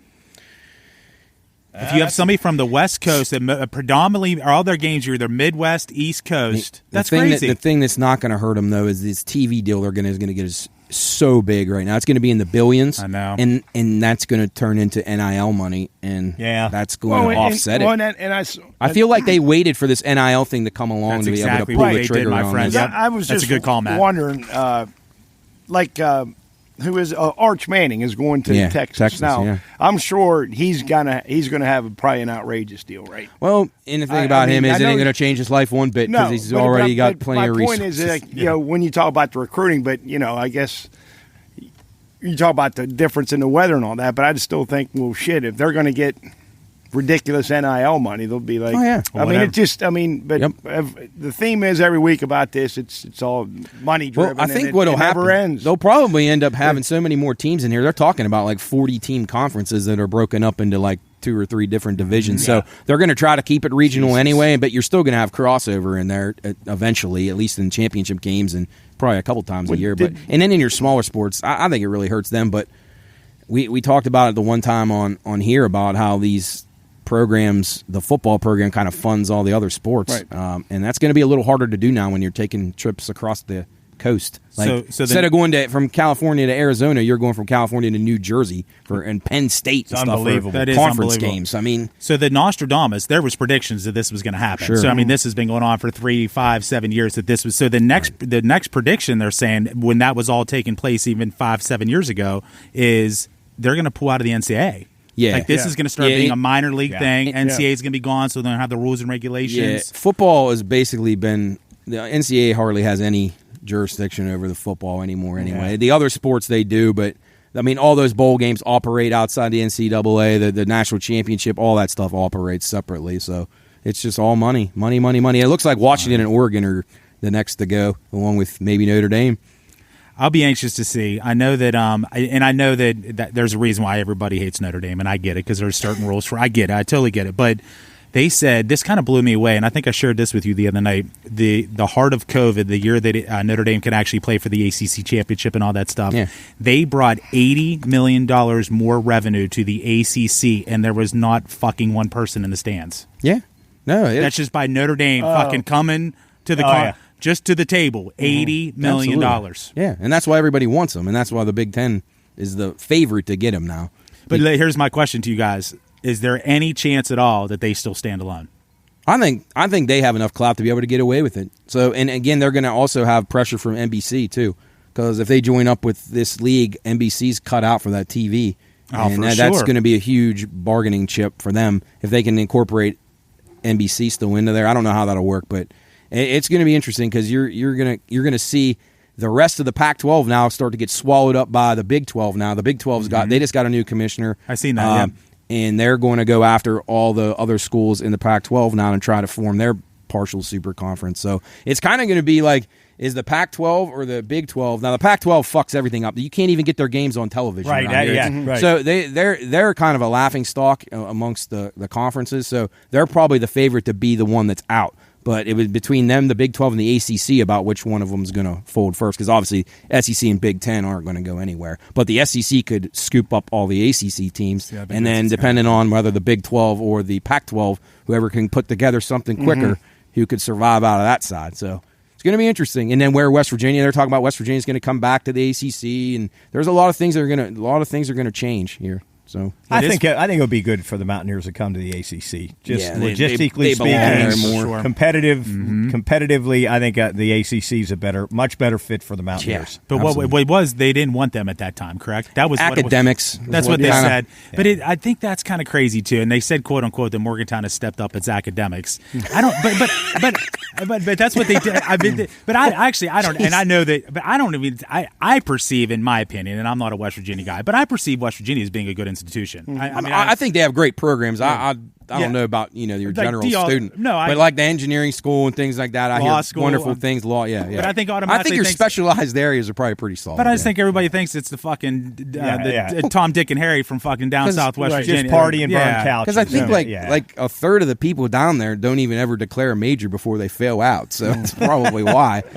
That's the reason why I didn't go there. That would be good, though, Mark, just because back in the day when you were a huge fan and season tickets, I mean, it seems like when the Mountaineers, not to make them sound like bandwagon fans, but they do travel well, don't they? Oh, yeah. For sure. Geez, yeah. You see that Pitt game this year. They'll have more people than Pitt. Oh, absolutely. I mean, and people do like to travel, but, if you're playing a Saturday game in fucking Lubbock, Texas. Yeah. Oh, yeah. Or even if they join, or if they're paired up with, like, Pac-12 teams, and they're out and playing Washington State. As opposed to going to North Carolina, Maryland. Right. Yeah. Virginia. They are playing at Virginia Tech this year, so that's good to see that game back on the calendar. But they should always play Pitt, Maryland, and Virginia Tech. That should be their out-of-conference games until they get into a different conference. Right. And, Chris, I agree with you from a support. They say they actually have one of the largest supporting alumni across the country, like all up and down the East Coast. West Virginia bars, that type of stuff. So they do got a good following. I agree with that. But it would be so much better if it's, local. Yeah. I mean, regionalized. Within like 4 or 5 hours and not, just to travel alone, if you had to go out, 10, 12 hours away. I mean, you got to use what 3 days to do it. Yeah. I mean, that sucks. No fun. That's no fun. Not at all. Well, we're looking forward to college football, Job. We're excited. I'm sure you're excited. I can see the look in your eye. You're excited about all of us getting together. I agree with everything you guys just said. Well, here, 100%. If he could repeat 3 sentences that we just said, it'd be a miracle. But anyway, here in the West Virginia Bars football. Here in the Pine Room, we have 7 TVs. 6 of them are for college football, and then 1 is for MMA. The UFC deck. Well, I was going to mention, speaking of sports, I was going to mention one sport that interested me this week was the hot dog eating contest. That's disturbing. Yeah. That's I can't watch it.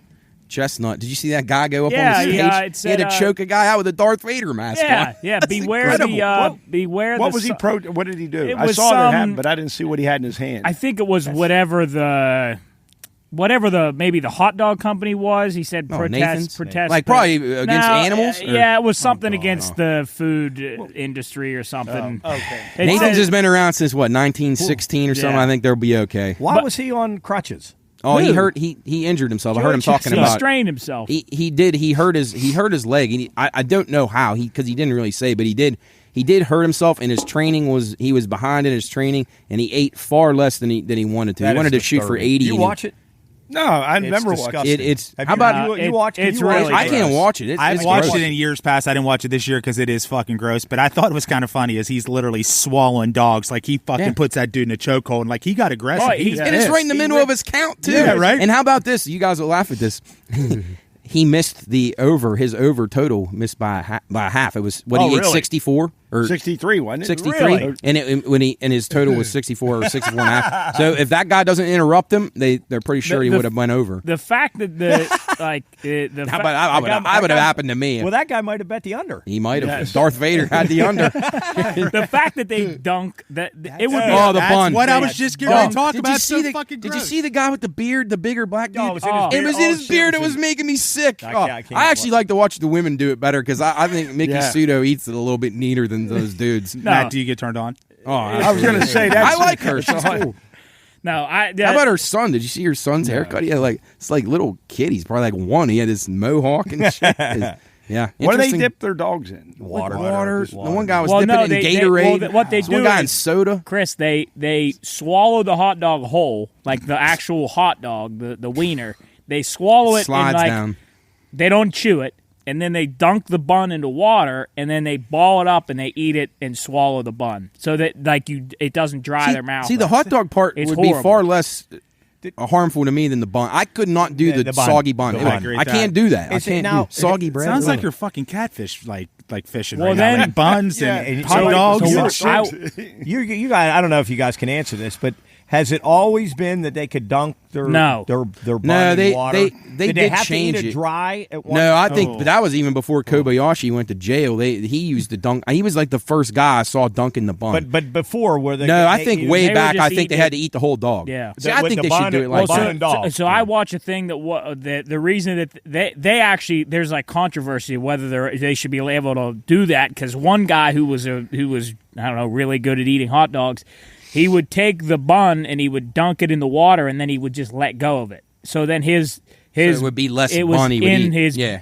in his thing was just bun and his pitcher of water was just bun. So he would just let it go. And then at the end, they made him he had to eat it out of that's good. the thing. Let's, What did Kobayashi get arrested for? Yeah, I was going to ask the same thing. I want to yeah, say he hit a woman or Yeah, something. he- That was a I while. That was a long time. So he hasn't been because he was like the Imagine that. champion Yeah, before he was the guru, Chestnut right? took Yeah. over. Well, there's what's the one the younger kid Matt Stoney. Yeah. He's like a big Matt Stoney, He's yep. a big one. Yeah, But the other things they eat are even grosser than the hot dogs. you ever see that? You ever see The like mayonnaise, that absolutely makes me nauseated. Gallons of mayonnaise. No. I mean, some of the stuff you wouldn't even believe. Oh, my I God. wonder what Yeah. like if Deviled eggs, pickled have you ever eggs. Coach, seen- you might I give him a could run eat- with I could- those. Black olives or deviled eggs. I'd be. In or free peas. You do that yeah, well. peas. Yeah, but you could you could do those black olives just like M&Ms. You don't have to Oh. dip them, and you're not going to. I mean, Right. That's repulsive. what black olives? Just if that was an eating contest. If you could choose any food that you, and obviously I'm not talking world record kind of stuff, but if somebody challenged you to a eating contest and you were starving, what could you really give him a battle in?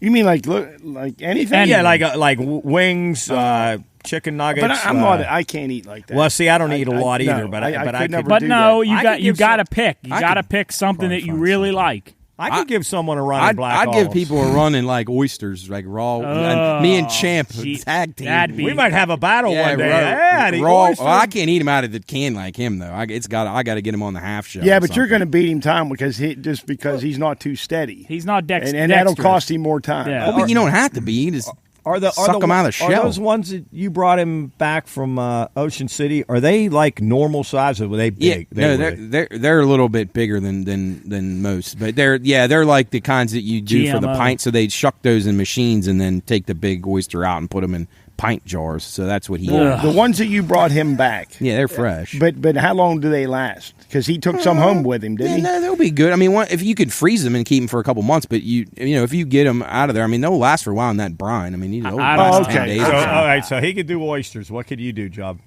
It'd be torn between either a sloppy Joe or just a burger, like a random. So you're going to have bread involved. Yeah, but I could. Yeah. And now you're not going against the world champion. Well, I could do yogurt really fast. I'm really good at eating yogurt. Really good at it? Yeah. I never consider myself good at anything when I'm eating food. Looked one of these up, Job. How about this one? Sonia Thomas ate 8.4 pounds of baked beans in 2 minutes and 47 seconds. How many pounds? 8.4 pounds. There's a girl. What's she look like? It might be her. There's a girl that eats these steaks at these restaurants. She takes them. They make these steaks that are literally like like man versus food kind huge of thing. steaks, and she eats them with her hands. She eats them like an animal, and swallows them like the bites whole. She does them on. It's unbelievable. Kobayashi, 17.7 pounds of cow brains in 15 minutes. Not a fucking 17 shot. pounds. Not a fucking shot. Oh wait, Jeff, what are you eating?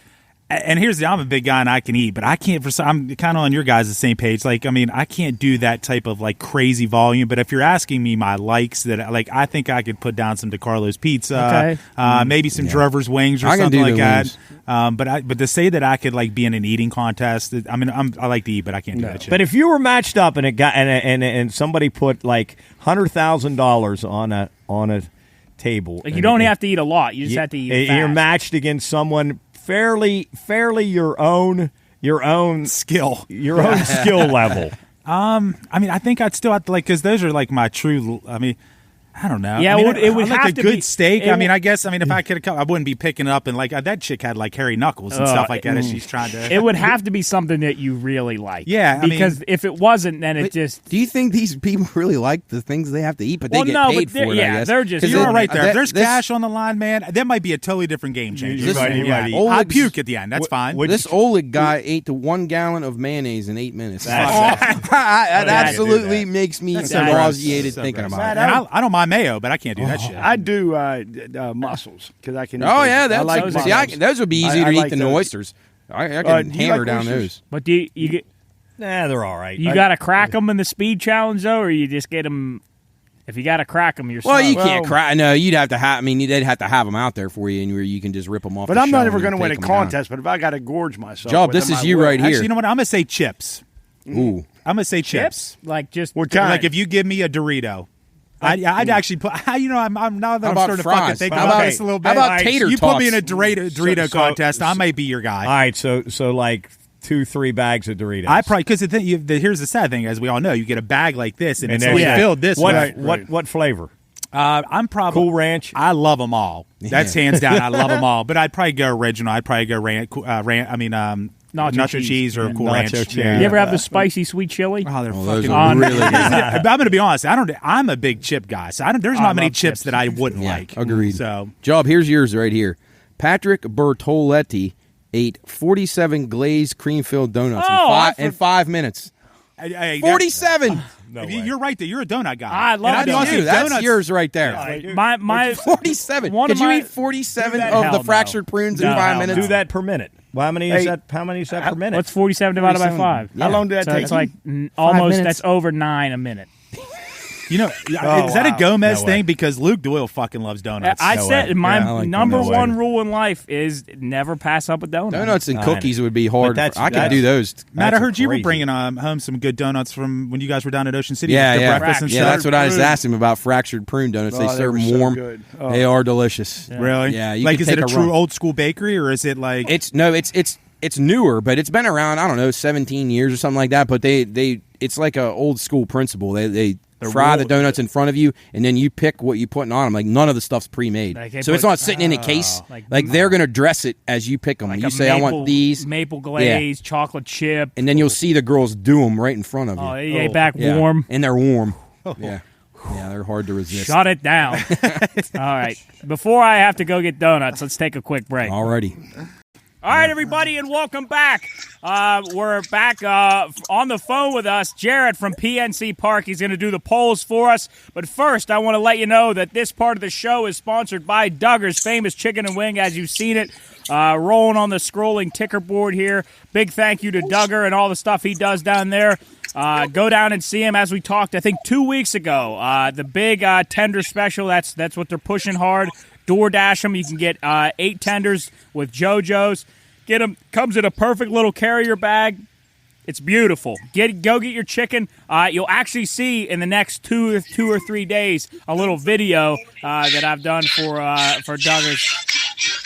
Let's go, Bucks! Let's go, Bucks! Let's go, Bucks! All right. Jeez, not again. Okay, so without further ado, thank you, Duggar's Thanks, Famous Duggar's. Chicken and Wings. Thank you for sponsoring the show. Yes, thank And you. right during Duggar's segment, Daniel Vogelbach, who would probably love that 8-piece tender meal, Yeah. just hit a home run while Yes. Jarrett was on the phone with us. And you'll see all their location, or all their locations. Their one location in Wheeling.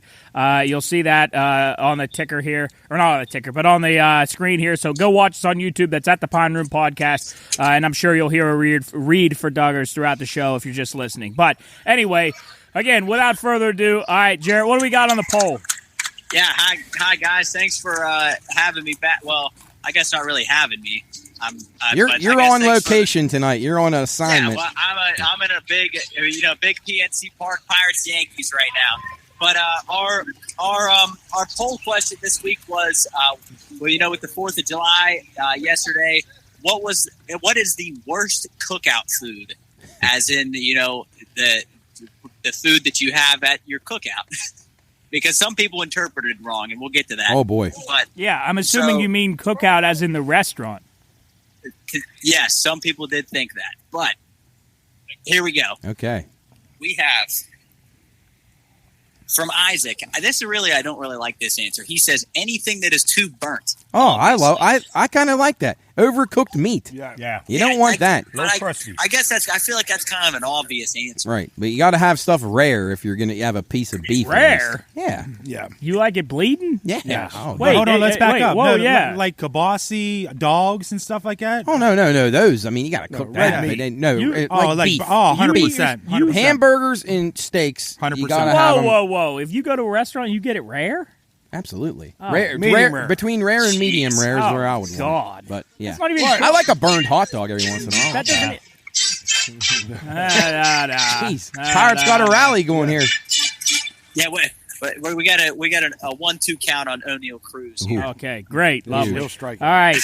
Okay. Anyway, back to the poll. All right, our next one from Kyle. He says veggie trays. What do you think of that, Jub? Is that a cookie? Is that a cookout food? I mean, I guess it could be. The one like somebody brings a veggie bit of tray. party. I love a veggie tray. I like a veggie What do you tray. like? Well, Cauliflower? this is what broccoli? He said. This is what he says. He says a veggie tray, it gets all hot and shit. Okay, well, I could see that, but I mean, Keep it out of the sun. A veggie tray in general is good, refreshing. Have a piece of broccoli with some ranch. Have or yourself blue a cheese. carrot. I think I got to disagree with that. That's pretty gross. Anything Right, Evie anything that sits out for a while at a cookout is not going to be good. It's not. Anything that's meant to be cold at a cookout's never going to end up well. Probably not. True. Good point. All right, for our next one. Our boy Cal. Kildow. Oh, Kildow. Killer Cow. Our boy Cow. He says hot dogs, especially with ketchup. Oh. Which, Wow, man, man, oh man. I don't know if you can say hot dogs Well, is like the best cookout He's food. watching this figure though. He's probably on a strict diet. He's a fighter, so Yeah, he's not allowed to have He can't ketchup eat- dog. yeah. Boy, wonder if he likes a Chicago style dog with all the drag it through the garden with all. I'm the assuming then tomatoes he didn't showing. watch Nathan's hot dog eating Oh, I'd contest. say he'd be disgusted by that. Oh, maybe one day, like in his past, he got beat. He swore off hot dogs. How can't you like a hot dog? That's an all-American food. God. Yeah, that's pretty bad. We got to Cow. Speaking of that, Jarrett, you get a dog at the game tonight? I didn't. I actually got some chicken tenders. Ooh. My How much? staple. All right. How much? Let me guess. Let me guess. Yeah, try to guess. Are we going to say? Well, I got it. Wait. Is it I a got platter? Chicken tenders, fries, and a Coke. All right. All right, Chris, go around the room. Let's go. $17.50. 24. 16.75. 28. 22 even. That's everybody. Yep. Matt, you absolutely nailed the chicken tender price. It was $16.75. Shut the hell up. For the whole. I For the swear. whole. For the whole. The chicken tenders and fries were $16.75. Wow. But Dad, you were the And then the closest. Coke? It was $20. It was like $23.50. There you go. That's See, I added a Coke in. Yeah. Matt was just Yeah, I thought somebody was going to bid $1, like in the Price is Right, like we all went over. Actually, we probably all under. Matt, that was really impressive. That was good. impressive. I'm glad I have a Agreed. talent picking All right. Bob Nutting's food prices. Hey, how much did it cost you guys to park? I think only $5. Nick paid for it already. We were $5? right by the Wow. stadium. Jeez, Yeah, where I can think. you pass? Where'd you guys park? Like in Bridgeville? Bel Air. Yeah, we walked from Bel Air. Unbelievable. You guys had to cross the river. That's actually kind of impressive. $5? $5? No Wow. way. Wow. I'm pretty sure it No, was 5. no I way. think. No, not within 2 miles of the park. Ain't We're a the shot. closest parking garage here. Oh, wow. Sorry, wait. No way. Sorry if you hear the announcement. Ben Gamble just struck out swinging. Oh, That's a surprise. geez. Okay. All right. So what? Hit us with with our next one. All right. Cooley, he says coleslaw. And it depends on where it's from. I agree If you with get that. Chris's secret recipe from Coleman's, Right. it's pretty damn good. But But Yeah. coleslaw's not for everybody, though. no, and a bad coleslaw Yeah. fucking sucks. Yeah. Yeah. A good coleslaw is very good. Is coleslaw typically a cookout food? Oh, yeah. Yeah, it can be. Absolutely. Picnic, cookout. Oh, absolutely. Yeah. Sometimes it goes on the pork barbecue and stuff. You put it on the Even a sandwich. slaw dog. Yeah, slaw dogs. Hey, Jarrett, do me a favor, and when you're not talking, mute your phone. Oh, well, I'll try to. Okay, just do it. All Use right. it. Use it like a walkie-talkie. It's all right. Hey, It's do a you good. know do you know the name of this song right now? We can't hear it. You can't hear it? Your phone's muted. No. Well, it's green. It's green onions. Oh. But, all right, here we go for another one. SB Hughes. He says ice cream. It turns into a melted mess. I mean, but the thing is, I don't think ice cream is a cookout food. Yeah, where do you keep the ice cream? During I've the never cookout? had ice cream. You got to at a eat it cookout. first, or it will be soup. Birthday. Unless you got Maybe a a- fridge out by your maybe a- grill. No, we Maybe do. an We do ice like cream ice cream. cake. We had that's what we brought. We had ice cream cake yesterday, but we're not leaving that out. Ice cream it's not sandwiches. like sitting out to go get yourself. Yes, so, yeah. all right, go on. All right. See, now this is where our interpretation went wrong. Our friend Ian, he says, I've never had cookout, as in the restaurant cookout. Oh, boy. Okay. Okay. Wow. Is that Ian? Yeah, we had Okay. Yes. Yes, our friend Ian from West Lib, right-handed pitcher. Okay. Yeah, he says he's never had cookout, which I feel like that's wrong because we've had it many times on road trips. Huh. But Okay. all right, that was our interpretation gone wrong there. Our friend Savion, who's sitting right next to me, he says potato salad. I totally agree with that. Totally agree Depends with that. depends on where it came from. I won't eat potato salad whether it's at a cookout or not. The potato salad. If that was Chris's mother's You're or right. Chris's grandmother's, Yes. then you're going to eat it. Yeah. Trust Well, me. my sister's what is every bit exactly- as good. Oh, yes, Paula's in the mix now. Oh yeah. It Oh was my. tremendous yesterday. That's Really? great. Can Shout I out ask Paula. what exactly potato salad is?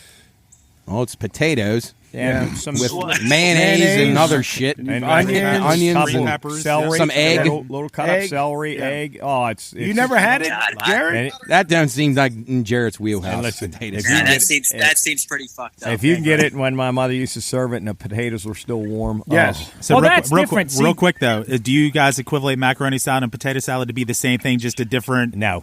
Yes. See, me neither. I don't either. No, But I love them both. Yeah. I love them both. They're both all right every once in a while. If Good they're question, good. If though. they're You good. like it cold though? That's Yeah. that's just gross. It's like, it's just slop. delicious. You're the guy that can't eat a cold sub, though, That's right? true. That's Jeez. true. Yeah, I'm very. I Can like you eat my, a freeze pop? Yeah, Do they have to be warm, too? Because those are meant to be cold. Yeah, okay. Yeah. Good. All right. All right, Jarrett, continue. All right, I was muted. Hold on. All right, Danny, who sent us an email with our friend Jason last week. Oh, yeah. She says, I don't really, I don't think this is a cookout food. She says hot soup. Yeah, I got to That's say, I've probably never been to a cookout where they had hot soup. Well, it's probably the best one so far. Hot soup on a cookout. Who's going to eat hot soup on a Nobody. cookout? But I tell you Yeah, what, though, I but guess- is yeah, I the guess. Pine Room Saturday a cookout? We have all the True. food. What's What's the cold we soup? always The have Spacho or whatever. Yeah. Or if Well, it's I like, guess, we always have soup. I guess we can't. I guess we can't say. I mean, it would be Well, the yeah. worst probably cookout food you could have. Yeah, but Depends on the time of year. what if Chris it's might be right. What if it's an Inuit cookout up north? Yeah, right. Inuits. Yeah. Oh no! What happened? Sorry, No. we just O'Neal Cruz just threw it in the dirt and Oh. Tutsugo couldn't pick it. Wait, hey, does chili count as soup? Does chili count as that's soup? another debate. For another time. Go ahead. Move on to the next one. Good answer by Danny. Go ahead, Jarrett. All right, are you guys there? We are here. All right, are you ready for another one? Yeah. Fire away. I think this is our last one here.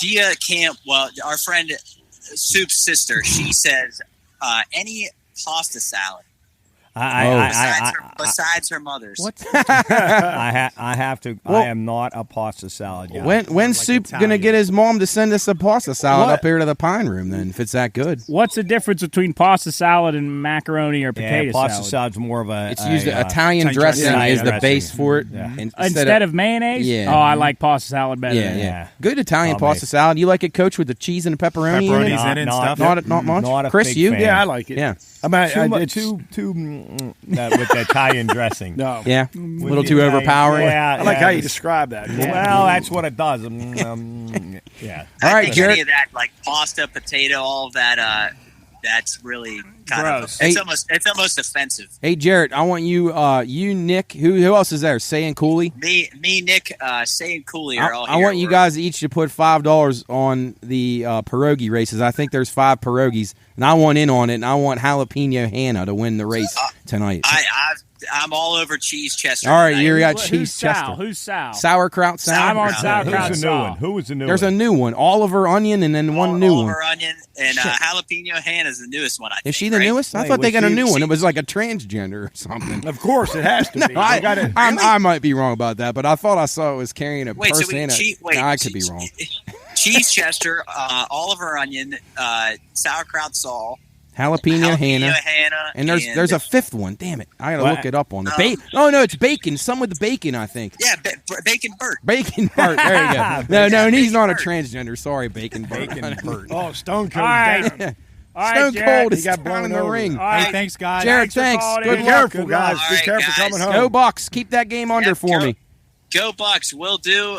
Here we got a pitch from Jose Gitana, 3-1 to Aaron Judge. That ball is absolutely smoked. Into the river. Caught by Sawinski. Oh, okay. Let's go Bucks. All right, All see you, right. Jared. Bye. Thanks. All All right, right, see guys. you. Thank Later. you. Bye-bye. All right. Well, there you go. There's our poll Instagram. You can find those every Sunday or Monday on Instagram. Weigh in on those on Monday, Sunday. You can be featured on the show as you have been. Breaking news, Joey Chestnut felt really bad after putting hot dog eating contestant protester in a headlock. I was just amped up. Oh yeah. No, you Naturally, shouldn't feel he bad. shouldn't feel He bad. should That's fucking fuck feel him. bad. I agree with that. Like I- somebody's guy. coming after your livelihood. You got to defend Right, yourself. Yeah, and it cost him the over. Yes. Yeah, it did. right. by Breaking a half news. a dog. By a half a dog. Anyway, well, let's keep going as usual. Brought to you by Duggar's Famous Chicken and Wings. Go down and see the Duggar. We have This Week in History. Actually, we have This Week in History, and of course, we always have What do we have? News Hot and- Pit Cold Mug. Hot Pit. Oh, my goodness. I can't believe I forgot that. We had another email. I will read that towards the end of the show. But anyway, go down and see the Duggar, 195 29th Street in Wheeling. Thank you to Duggar's Famous Chicken and Wings. Ladies and gentlemen, this week in history, what do we got here? Anybody want to start us off? Well, I saw something because her name's been brought up a couple podcasts, and this is kind of a good news, bad news. July 7th, 1456. The good news, Joan of Arc was acquitted of heresy. The bad news, it was 25 years after her death. So A little late. Yes, A lot of good that didn't do her any good. But I just brought it up because her name's been mentioned before on the podcast. Because we have to reiterate, she's not a bitch. No, Right, And she we is should have not. kept Jared on the phone for that. That was his girl. Right. Jeez, And poor Joan. I think one that stands out to me, July 4th, 1944. Champ would appreciate this. Oh, First yeah. Japanese kamikaze pilot attack on U.S. fleet near Iwo Jima. And Yep. what's his Famous motto? Famous joke. Famous Joey. Why does a kamikaze pilot wear a helmet? You know, I actually looked that up, and some of them survived. They did, like the plane hit and did like a somersault on the aircraft carrier, and the guy somehow would live. So maybe You think that's the why. helmet I was going to say, was it maybe. the helmet? It might have been. He might have had no arms and legs, but he survived. The great philosophers of history should Right, look- Confucius. yeah, they should have had. And cuckoo. Yeah, Socrates, Goes hand in Plato, hand. Truly goes hand in Aristotle, hand. Yes. Champ. Jeff, what you got? I'm going to go, I guess it's a little bit of a cynical, but July 10th, 1985, Playboy publishes nude photos of Madonna. It's more from, it's not even that statement, it's more from a standpoint that there's no more Playboy. The Is that gone? It's gone. We live in a politically correct society, quote unquote. We're exploiting women. What's wrong with a naked body? I mean, at the end of the day, it's normal. At the end of the day, and if people want to get paid to do that, I mean, why should Jeff Doyle judge that? Yeah, Hugh Hefner and Larry Flint. They were That heroes. was like, Hustler. I read something. I can't remember what it was, or I saw an interview of something of some girls. It might have been at like a Hooters or like something where they are like ring girls maybe or something like that. Something at a sporting event where like they're pretty scantily clothed.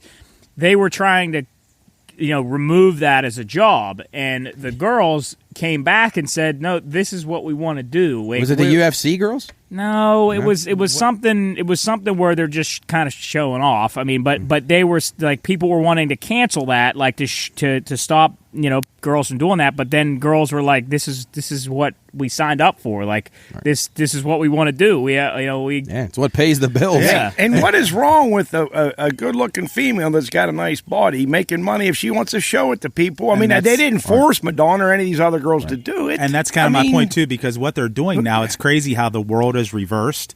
Now they're shaming beautiful women because you know what? It's not the full figured. It's not. And if people like that, then fine. Let those people do it too. But that's exactly right. And it doesn't make a difference your shape, your size, or whatever. I mean, if people find you pretty, you're pretty. Whatever. As long as you're of age, continue to do it. That's what I say. But I just think it's sad that there's no more Playboy. When did Playboy disappear? I want to say it was 2020. Yeah. Was that partly because Hef died, or he shut it down? Yeah, is that what? Probably. And then they found out there was like wild sex parties at that mansion. Who gives a fuck? Right. Exactly. Well, some of the girls said they were like drugged and stuff. I don't know. Okay, Get the fuck out of here. Jesus. Well, I mean I agree with it. Yeah, That's I don't. unbelievable. Yeah. I mean, Well, all right, whatever. Chris, I'm surprised you didn't pick out July 6, 1933. July 6th, 19th. Well, no, I thought that was. The Three Stooges. Yeah, but make their first appearance in the Ted Healy film. are you guys aware of that nursery No, rhymes? I never heard. Knives. You should try to look it up. I don't know what it is, but that was where they first came on TV.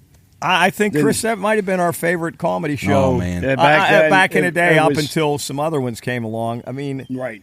Well, Still hilarious today. It it's is. a classic. It really is. It's it a is. classic Yeah. how they performed. Amazing. It used to be after church for me on Sundays. Oh, I'd did you come go- down and come home and watch the Three Stooges after Unbelievable. church. Do Yeah. you think Mo though ever actually did poke Curly in the eyes? I mean, I mean, it's Boy, had to. I watched I the mean, video. And how did they? and he- They didn't have the technology that we have. I mean, we had almost, I watched a video where they were they described the worst injuries that the Three Stooges got, and apparently Mo Mo, there's a scene. There's a scene love that name. where there's a scene where he looks into something and a giant like shoot of oil hits him in the face or something, and he said he was blinded for like a week and he couldn't see. And then there was another where like somebody threw a pen at Larry's head and it stuck in his head, stuck in his forehead, and they said that wasn't supposed to happen, and it ended up going several. Not several inches, but like half an inch into his head, and they had to get stitches.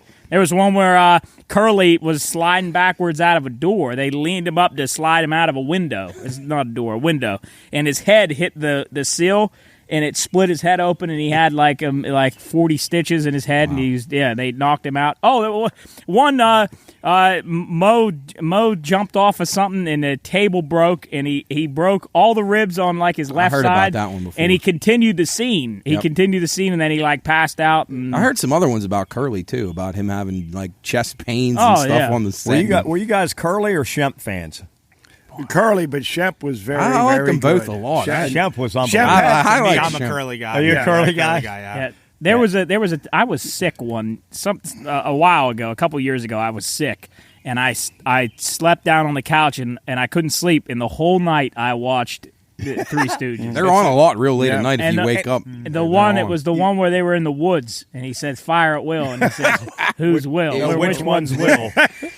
What was your favorite one, real quick, before we move on? Oh, the one was about that The jury, disorder in the court. Yeah. But anyway, as opposed to Gilligan's Island or Green Acres or those, great are show. just silly. Anybody who hasn't watched the Three Stooges, what I do like so much, you laugh at everything. But anytime Curly gets hit in the stomach, you just hear a drum sound. Rumbling. Yeah, I mean it's so funny. But really funny. Yeah. Great stuff. So I thought you'd pick that one. I'm going to pick this one out because I think actually there are two the most overrated things on here. One, Forrest Gump, released in USA. That's July 6, 1994. Not a big fan of that movie? I think it's the most one of the most overrated who did that, movies. Or which movie did that beat out for the Oscar that year? Because it was Shawshank, I think. You know what? I think you're right, dude. And I know there's a lot of people that have still been pissed about that. I think you are right about that, though. Are you looking that up, Joe? I'm going to look it up. Yeah, right now. I want to say it was Shawshank. Forrest Gump compared to Shawshank is not even close. No. I think it's just because Tom Hanks was in it. That's true. I mean, Shawshank is yeah. There's one if you catch it in the middle, movie. you're watching the whole thing. We talked about that on a show You one don't time. turn it off. Yeah. Here was on that nomination card list. Forrest Gump won. Then there was Shawshank Redemption, Pulp Fiction, and Bullets Over Broadway. I don't know what that is. I don't know what Bullet Over Broadway is. But apparently Bullets Over Broadway had 7. Now look at our movies. Forrest Gump had 13. We're lucky to get one that's worthy. Or they're remaking. Ones. Right. Or they're remaking they remake them. one that was already great. They don't need to remake it. After School Rocket went all downhill. Yes, agreed, Joe. What was your other one? Pulp Fiction. Fans or not fans? I like it. It's a good. Okay. I like it. Okay. It's not as different. great as everyone. I'm not a Tarantino guy. You like it? I appreciate his movies, but don't love them. Different. Yeah. You like Kill Bill? I hate Kill Bill. Man, that's a different Okay. I'm more of a Reservoir strange. Dogs. I like that one the best. Reservoir Dogs. Yeah. Norman Yeah. Reedus. Yeah. No, I like Jackie Brown. He did that movie too. It's not bad. Jackie Brown's good. Pam Grier. I thought Django was incredible. That movie. I hate Jamie Foxx so bad. Yeah, me that's too. interesting. Fuck. I try to set. Law-abiding I citizen? absolutely hate him. I- That and that's Collateral, what- two yep. worst roles I've ever seen a guy play. And it made me. I wanted him to die in both, and he didn't die in either. That pissed me off too. What about What did he Hateful, need to die in both? Hateful Eight? You ever see that? That was all right. That was so bizarre, though. Wasn't that real Isn't that a violent? remake? Isn't that a Oh, remake? violent, yeah. Oh, it's unbelievable. Is that Tarantino? Yeah. Every one of his movies is super Violence. violent. A lot of blood. Yes. I think the budget for blood in his movies is like astronomical. Anyway, anybody else on This Week in History? Didn't you say you had a second one? Oh, yeah. Where was I here? Seinfeld debuts Yeah. on Oh, NBC. man. I thought Matt The was best. going to say. The best. I was going to save it, but yeah, no. You the think best it's the best? show. Best. I hate it's it. the best modern sitcom ever. I hate it. Why do you hate it? I absolutely cannot stand shows with a laugh track. I knew you were going to say that. I figured that's what the biggest criticism is. But the writing of the show is amazing, especially the early years. The humor in there, you gotta have like a brain to to get some of the jokes. So I appreciate that a lot. I think it was great. And I appreciate that, but I think it makes the jokes that are actually funny less funny when everything in the show. I don't disagree. The laugh at. track probably was unnecessary, but from a writing standpoint, Larry David and Jerry and some of those other guys, Howard West, and those guys were brilliant. Especially the first like half dozen years of it. It kind of ran out of ideas, and it's still good, but great at the beginning. Hey, Jubb, one I wanted to mention here, July 6th, 1189, Richard the Lionheart crowned King of England upon the death of his father, Henry II. Now, Richard the Lionheart is the brother of your boy King John. I know. Did you know that? Yeah. Okay. Yeah. Well, I wanted to make mention of that because you're a big King John fan. King John, what did he set seal to? The Magna Carta. Yes. Yeah, yes. Pretty big deal. Also, I thought July 7th, 1865, when Mary Surratt, Lewis Powell, David Harold, and George Azerodt were executed for their roles in the conspiracy to assassinate President Lincoln. That was obviously a pretty big thing in American history. Oh, do you guys ever see that game show where it was I can't remember the title of it, but he was the last guy alive that was in the theater when Lincoln got shot, and it was oh my God, it's like it's a real old show, real old game show, but the guy was alive in the theater when Lincoln got shot, and he the people had to guess what big event he was at. And wow, I didn't know that. But real quick, and then we'll go to To tell the truth. Maybe that's what it was. I think I wish I would have read this first. July 7th, 1928. Sliced bread sold for the first time in Chillicothe using the machine of Otto Frederick Rohwedder. Well, yeah, they believe he was American. Rohwedder was how they would say it in Germany, but he was American. So that's when people say it's the best thing since sliced bread. Yeah. Since 1928. 1928. Almost 100 years now. Think about how far we've come. Wow. Hey, some pretty big birthdays today, Chris. A couple of your boys on there. Kevin Bacon. What's your favorite movie he's in? Well, you guys like City on a Hill. The River Wild. Yeah, there you go. Wade. And what John C. Reilly? What was his name in that? I can't ever remember that. Do you remember his name, Chris? I do not remember. Anyway, that was Kevin Bacon was really. Well, hey, I wanted to who isn't on this, and I saw this on Twitter. He's not included on the celebrity birthdays. A big '80s rock star. Huey Lewis. I heard that today. 72. I did hear that today. He didn't make the cut. No, he didn't. I had to put Bail Organa on there, Jimmy Smits. Yeah. So he made it on there. Sly Stallone. I watched about part of Rocky. I watched the end of Rocky. They ran the whole thing. Like all of I watched a little bit of that. Those are good holiday films. 100%. And I tell you, Kevin Bacon's only 64. He looks terrible, but he looks. Do you think he looks bad? Yeah, he looks terrible in that City on a Hill show. Yeah, that's because he's drinking. He's drinking and smoking constantly. He does look very. We all look that way on Monday. High stress. Chris, I'm surprised you didn't mention Dick Clark's American Bandstand debuted this week in 1956. God, that's incredible. Shit, that was a year before Coach was born. Dick Clark, American Bandstand. And Job, your boy Howard Hughes was on there again this week. Where was he at? He had 90. He flew around the world in 91 hours. Yeah, Hey, Matt, by the way, I did check on that. They said today it would take about 51 hours. Wow. To do that. That's interesting. Because they said like a jet, that they can get up to like 575 miles per hour to go all the way around. But and since Evie's here, we better mention July 6th, 1885. Louis Pasteur gives the first successful anti-rabies inoculation for a boy bitten by an affected dog in France. There you go, Evo. And Evie's been vaccinated for her. She's got all her shots, so she's not rabid. She'll be ready for the Pine Room. She's doing a very good job. Yeah. Well done, Evie. Thank him. There you go. All right. Let's wrap it up with a little bit of hot pit cold mug. Anybody want to start us off? I got a quick hot pit. I got to start going to a cold mug because every week I got to. But this is ironic with the 4th of July. This is sort of struck me. Now you guys know Brittany Griner's in Russia. Mm-hmm. She should be. Do you know? Now she has sent a letter to President Biden. Wanting the help of the United States. Do you realize last year? You guys know this. You know the story. I know what he's. You know the story. No, keep on going though, because this is great. She protested the national anthem. Would not come out of the locker room.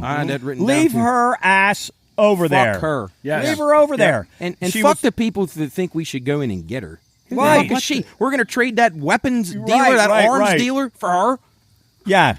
And then she even came out. Also, part of that was quote unquote her dad was in the military. Now all of a sudden she's very patriotic. Oh, really? Yeah. How convenient! How convenient! Well, hey, also, Jeff, she did mention that she said she claims that she voted for him too. Oh, good. So good. that Karma's makes it a better. bitch for these people It who is. do that. And I'll be honest, that's the perfect word for it, right? Karma's a bitch. It is. Sorry about your bad fucking day. yeah, too bad. And what about the WNBA? The people that on ESPN. Oh, I mean, what's that tell you Oh, about my ESPN? God. It's unbelievable. Hey, they're begging for Why don't they return. Why don't they ever mention that she Do you know how many people- protested a national anthem? Would not come out of the locker room. But that's the problem, though. Why don't they? Why don't they? Why Exactly. don't they? Because at the end of the day, it's all about all of a sudden they'll probably be blackballed and this and that. Right. Yeah, it's such bullshit. Yeah, they're Soft, fired though. immediately is Yeah. what they are. Mm-hmm. But Soft. They have Soft, no soft, spine. soft. No spine at all. But at all. anyway, that's I just thought that was just unbelievable. Leave her to rot. Yeah. Yes. No. If that's any of us, you think he's coming over there to help us? No, of course not. Not even close. Yeah. You know what? I need some cool mugs too, but I'll be honest. I got it. I got hot mugs. Yeah. And I know this is not going to be 100% popular, but I'm willing to take that. So unfortunately, the unrest in Akron right now over the police shooting. Mm-hmm. Oh, yeah.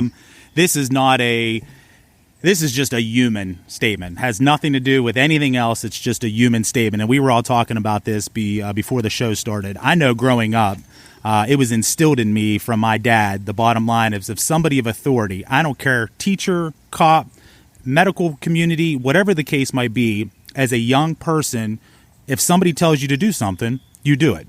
Yes. And I don't understand nowadays why it is socially acceptable. And do I think that there's some corruptness in the police force? Fuck yeah, there is. But here's the deal. There's corruptness in every line of work. I'm in healthcare. Fucking healthcare is corrupt. I just think at the end of the day, I think we try to pull way too many cards. And at the end of the day, if these people would just listen. And at the end of the day, if you're not fucking guilty of anything, there's no fucking reason to run. Right. There's no reason to run. And I know that maybe some things have happened in the past where maybe people don't have trust levels and stuff like that. And I do get that. But if option A or B is having a little bit of trust or I'm going to be dead in the street, I'm going to take my chance on a little bit of trust. Yeah, right? absolutely. On a little bit of trust. Absolutely. And I just think it's really sad nowadays that we can't talk about this as a society because it becomes an uproar and then all of a sudden everything becomes a little bit left of center and you're automatically labeled something. And I just don't think that's very fair because black, white, purple, green, whatever the case might be, you listen. And at the end of the day, it is very sad that somebody had to die. But it's just a shame that we just can't follow rules. And I guess. bet, Jeff, 90% of the people in the country would 100% agree with you. Yeah. And would speak up and say the same exact thing. If a policeman pulls me over, I'm going to do what he tells me. Tells me to get out of the car. First and foremost, I'm not going to shoot at him. Right. Number one, I'm not going to have a ski mask. Yes. Right. And third of all, I'm not going to fucking run. Yeah. Right. High-speed chase, running ski mask, and fired a shot, according to the police.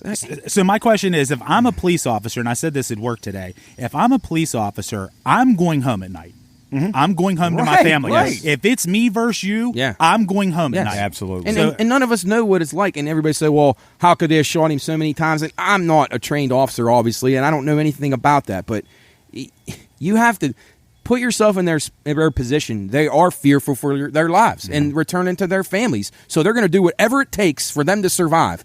And it's not their fault that this guy put them in that situation. If he just adheres to the command to pull his car over and do what they asked him, none of this happens. And to piggyback off of that, Matt, and granted, do I think that 60 bullet wounds, that's a little absurd. Way overkill, absolutely. But they said there was 7 or 8 police officers. Right. So that means if every one of them no empties their disrespect, clip somebody or died. whatever. I'm not making light of somebody dying by no means.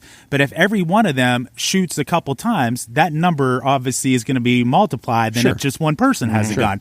So once again, do I think 60 is a little absurd? Yeah, what the hell are you doing? But at the end of the day, like you said, Matt, I know everybody wants to say, well, these are trained professionals. Well, yeah, you know what? Surgeons are trained professionals. But still at the end of the day, they're fucking human beings. They make mistakes. People make mistakes. So just like police officers, just like any line of profession. Now, if there's something dirty, then they should hang these fucking cops. Absolutely. Bottom I have line, no sympathy for corrupt cops at all. None whatsoever. And don't feel bad for anything that would happen to them. But until we know all the facts, another thing that would bother me, and I had the same thing written down as a hot pit, but another part of it is the media. they turn this into a bigger problem for our country than it needs to be. They hide the details. No, I read like 20 articles, and you know what? Shame on fucking Google. You Google this stuff, and they definitely pick out what they want to put up. You have to know what sites to go to find legitimate info. They won't put them up there. If any of the articles that said that young man was armed, they wouldn't put him on there.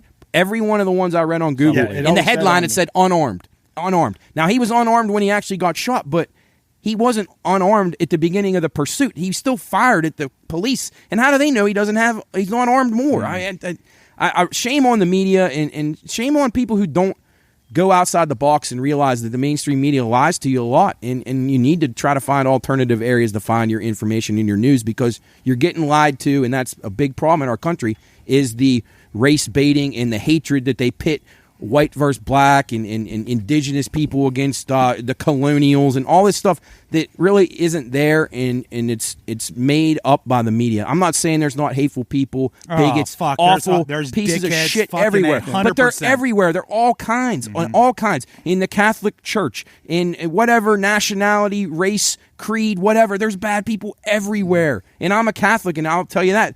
I don't have any sympathy for those fucking Catholic priests who be murdered. They should all be killed. I'm not choosing to like them because they're Catholics. Like, there's bad people everywhere. So call a spade, pay attention, and look and realize that it's not all about one segment of the population doing something to another. Well, we just got done. I'm going to just one last thing, and I'll shut up. You said we talked about being grateful that we live in the United States of America and how sometimes we all take that for granted and stuff like that. I think it's truly sad as Americans that we have to decipher on what we're being told if it's true or not. I know. We live in the fucking United States of America. Yeah. Are you kidding me right now? I can understand if we were in a third world fucking country. Or there's the places like China and North Korea that use propaganda and control their news for the people. State-sponsored news, and even to a degree Russia, where if you disagree, you're executed. Or in Brittany Griner's case, Coach, like you just mentioned, if Brittany Griner lived in Iran or North Korea, she would have already been killed for not standing for the national anthem. And here we are in this country thinking our country is oppressive and doesn't give people the right to have freedom and liberty to do whatever they want. We give them the chance that Brittany Griner didn't have to stand for the anthem, and nobody was going to harm her for it. Yeah. And actually, did you see, to piggyback, I promise I will shut up, the World War II Memorial this past weekend? And I'll be honest with you, I don't know how you guys feel about it. It makes me want to fucking vomit. So I don't know if you guys are familiar. It's a body of water, and it's like monuments and things like that. This past weekend, there was fucking idiots swimming in it. Oh, really?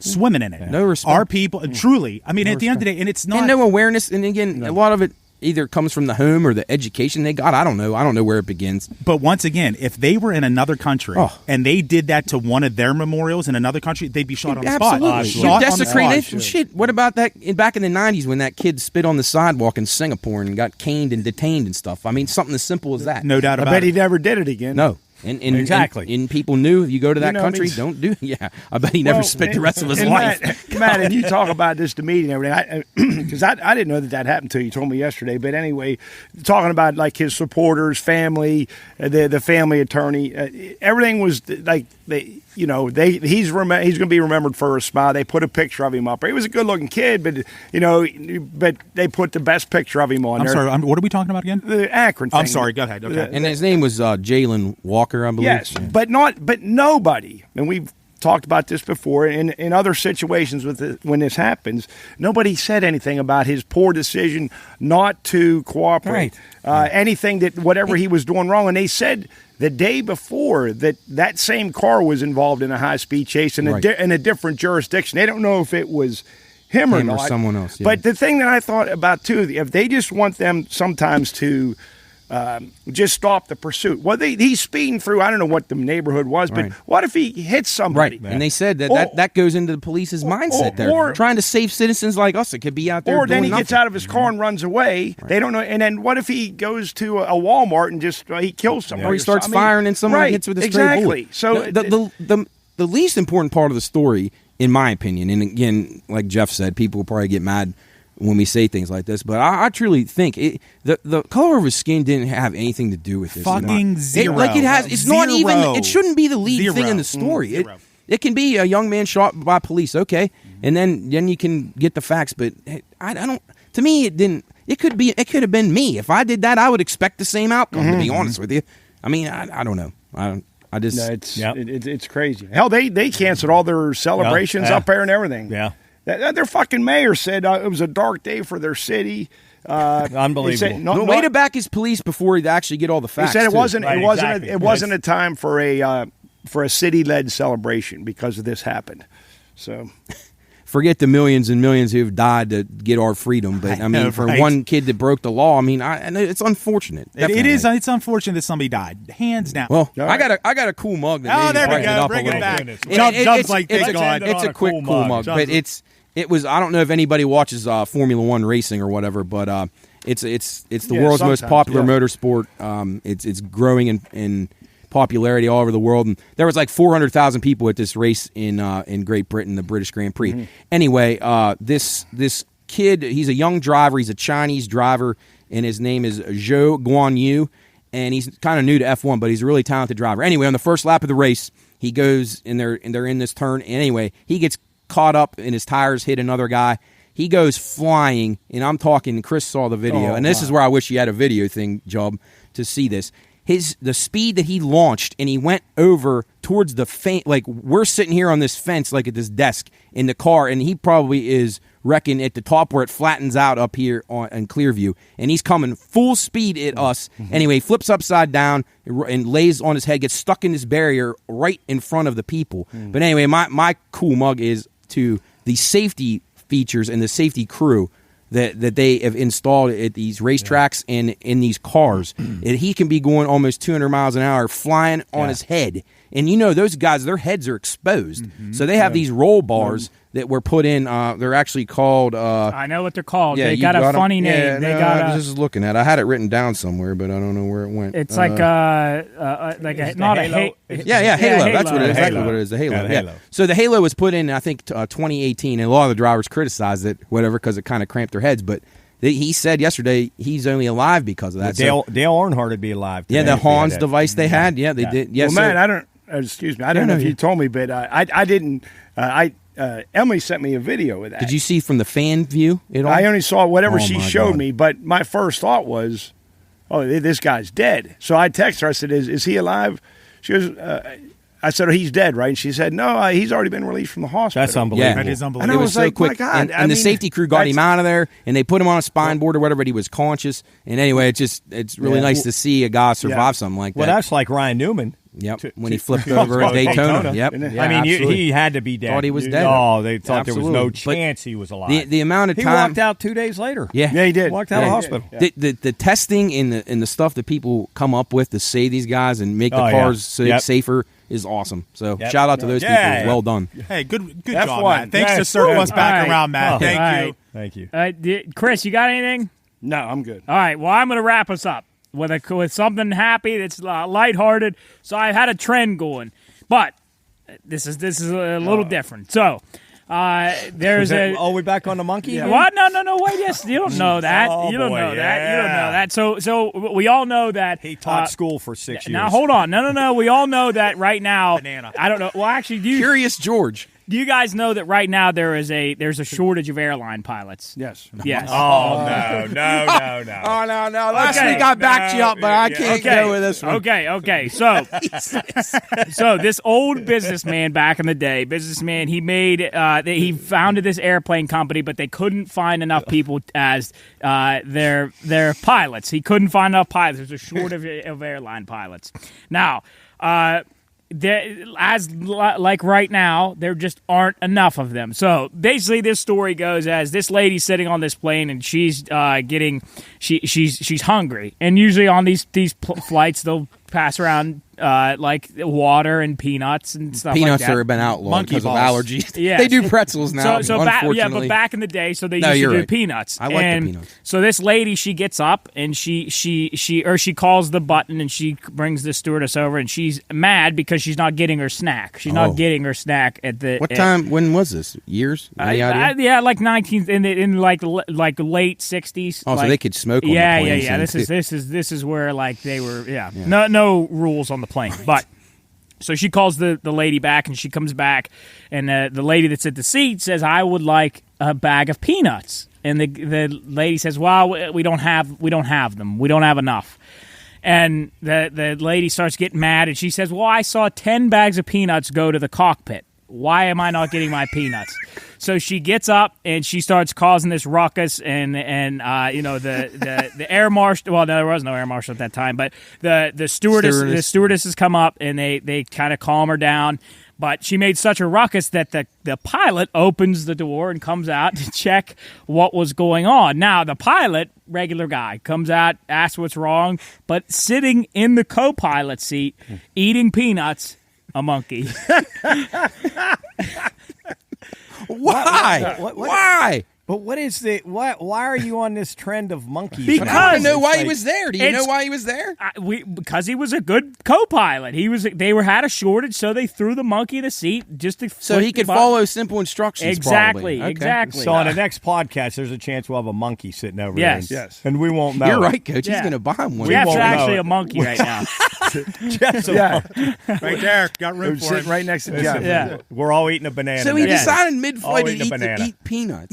No, that's why that particular flight was out of peanuts, because they 'Cause give they all all were for they him? give all the peanuts to the co-pilot, So we've had a pilot, a builder, Construction a worker. carpenter, and a jockey. And a rat that saves people. Yes, Right. and a python that sniffs out. And a python. All right. Well, anyway, Hey, I want to get one shout out before we go.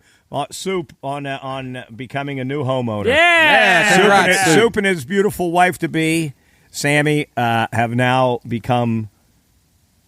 What? Well, they're not engaged yet. Well, his wife to be. They're going to get married. All right. Oh, yeah. Formality. They bought a house. I hope she's not a monkey. 'Cause, Congratulations, Soup, on being a new homeowner. We're going to miss you though when you leave us. Yeah. But anyway, it's not for Yeah. long. Oh, and also with Colleen getting married. Yeah. Friday. We Colleen had a McCormick. nice wedding we had on We had an Friday. awesome Yes. time, Good great times. ceremony, great reception. So Colleen Shout out and to Travis, go Cyclones, congratulations. too.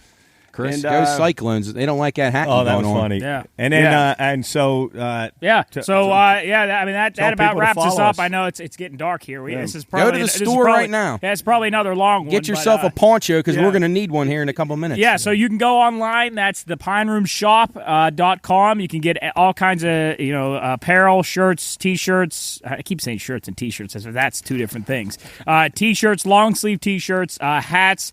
Do you have any beanies? monkey-sized T-shirts? Yeah. Fit a monkey. I'm going to get those in there. Okay. We'll eventually have some baby gear for anybody that's having a newborn or something, or just a toddler. We got some tote bags, drinkware, buttons, stickers, aprons, all kinds of stuff. Anyway, go check out the store. Big thank you to Duggar's Famous Chicken and Wing Duggar's. for sponsoring the show. Thank you. We couldn't. It helps us a lot to be able to do this, and thank you to all our sponsors because it really helps us keep being able to do this. But anyway, follow us on social media at the Pine Room Podcast. That's Twitter, Facebook, Instagram, YouTube. Apologies for this week's video coming out late. Well, last week's video came out late. I actually put it on my own personal YouTube and not the channel. So that's up there now. This will all come out on time. There's some other stuff we're working on, but keep updated because we might have some new shows coming out. We might have some new stuff under the umbrella of what we're trying to do. And we might have a potential live event coming up. So keep in touch on our social media. Keep updated on our picks, which come out every Friday, and get involved in the polls that come out every Sunday or Monday. And then send us emails. I know that we have our winners from last week, but send us emails about stuff you want us to talk about, things that you're interested in, things if you that have a like. pet monkey. Yeah, even if you want to get him on the set with us. Yeah, like I said, if you got any bobblehead. any stuff you want to send to us or give us stuff, that's something we got to open up. We got to open up a PO box if you want to send us stuff or whatever. Anyway, I'm rambling on here. It's getting late. It's gonna rain. Yeah, it's gonna rain. Thank you for joining us here in the Pine Room, and we will see you here next time. When we do this. God bless the USA. Peace. Yes.